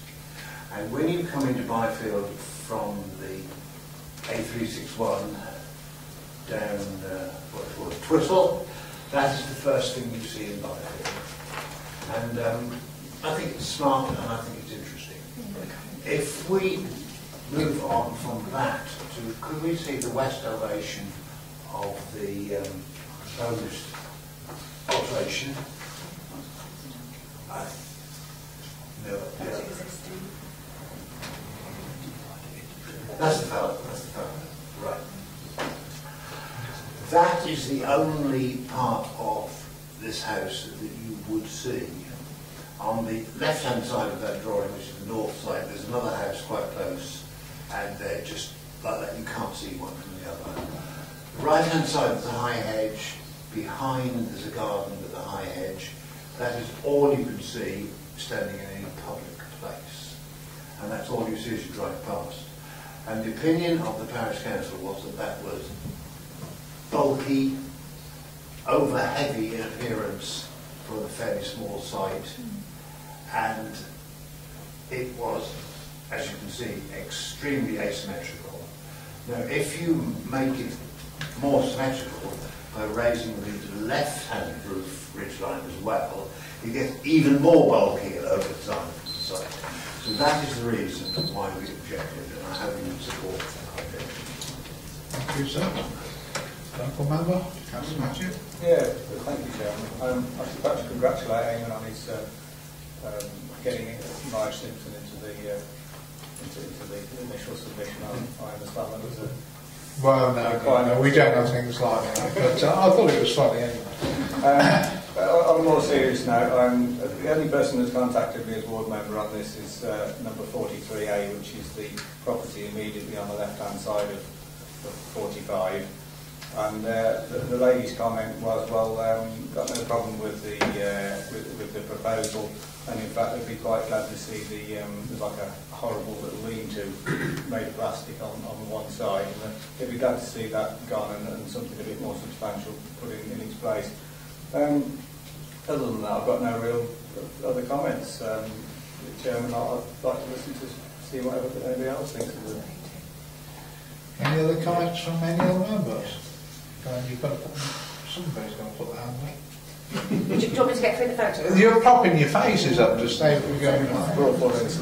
Councillor Irving Swift, I think.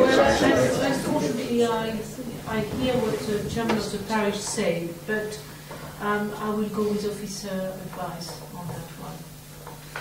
Is that a proposal? It's a proposal. It is a proposal. Okay, do you have a second, Councillor Frenchman?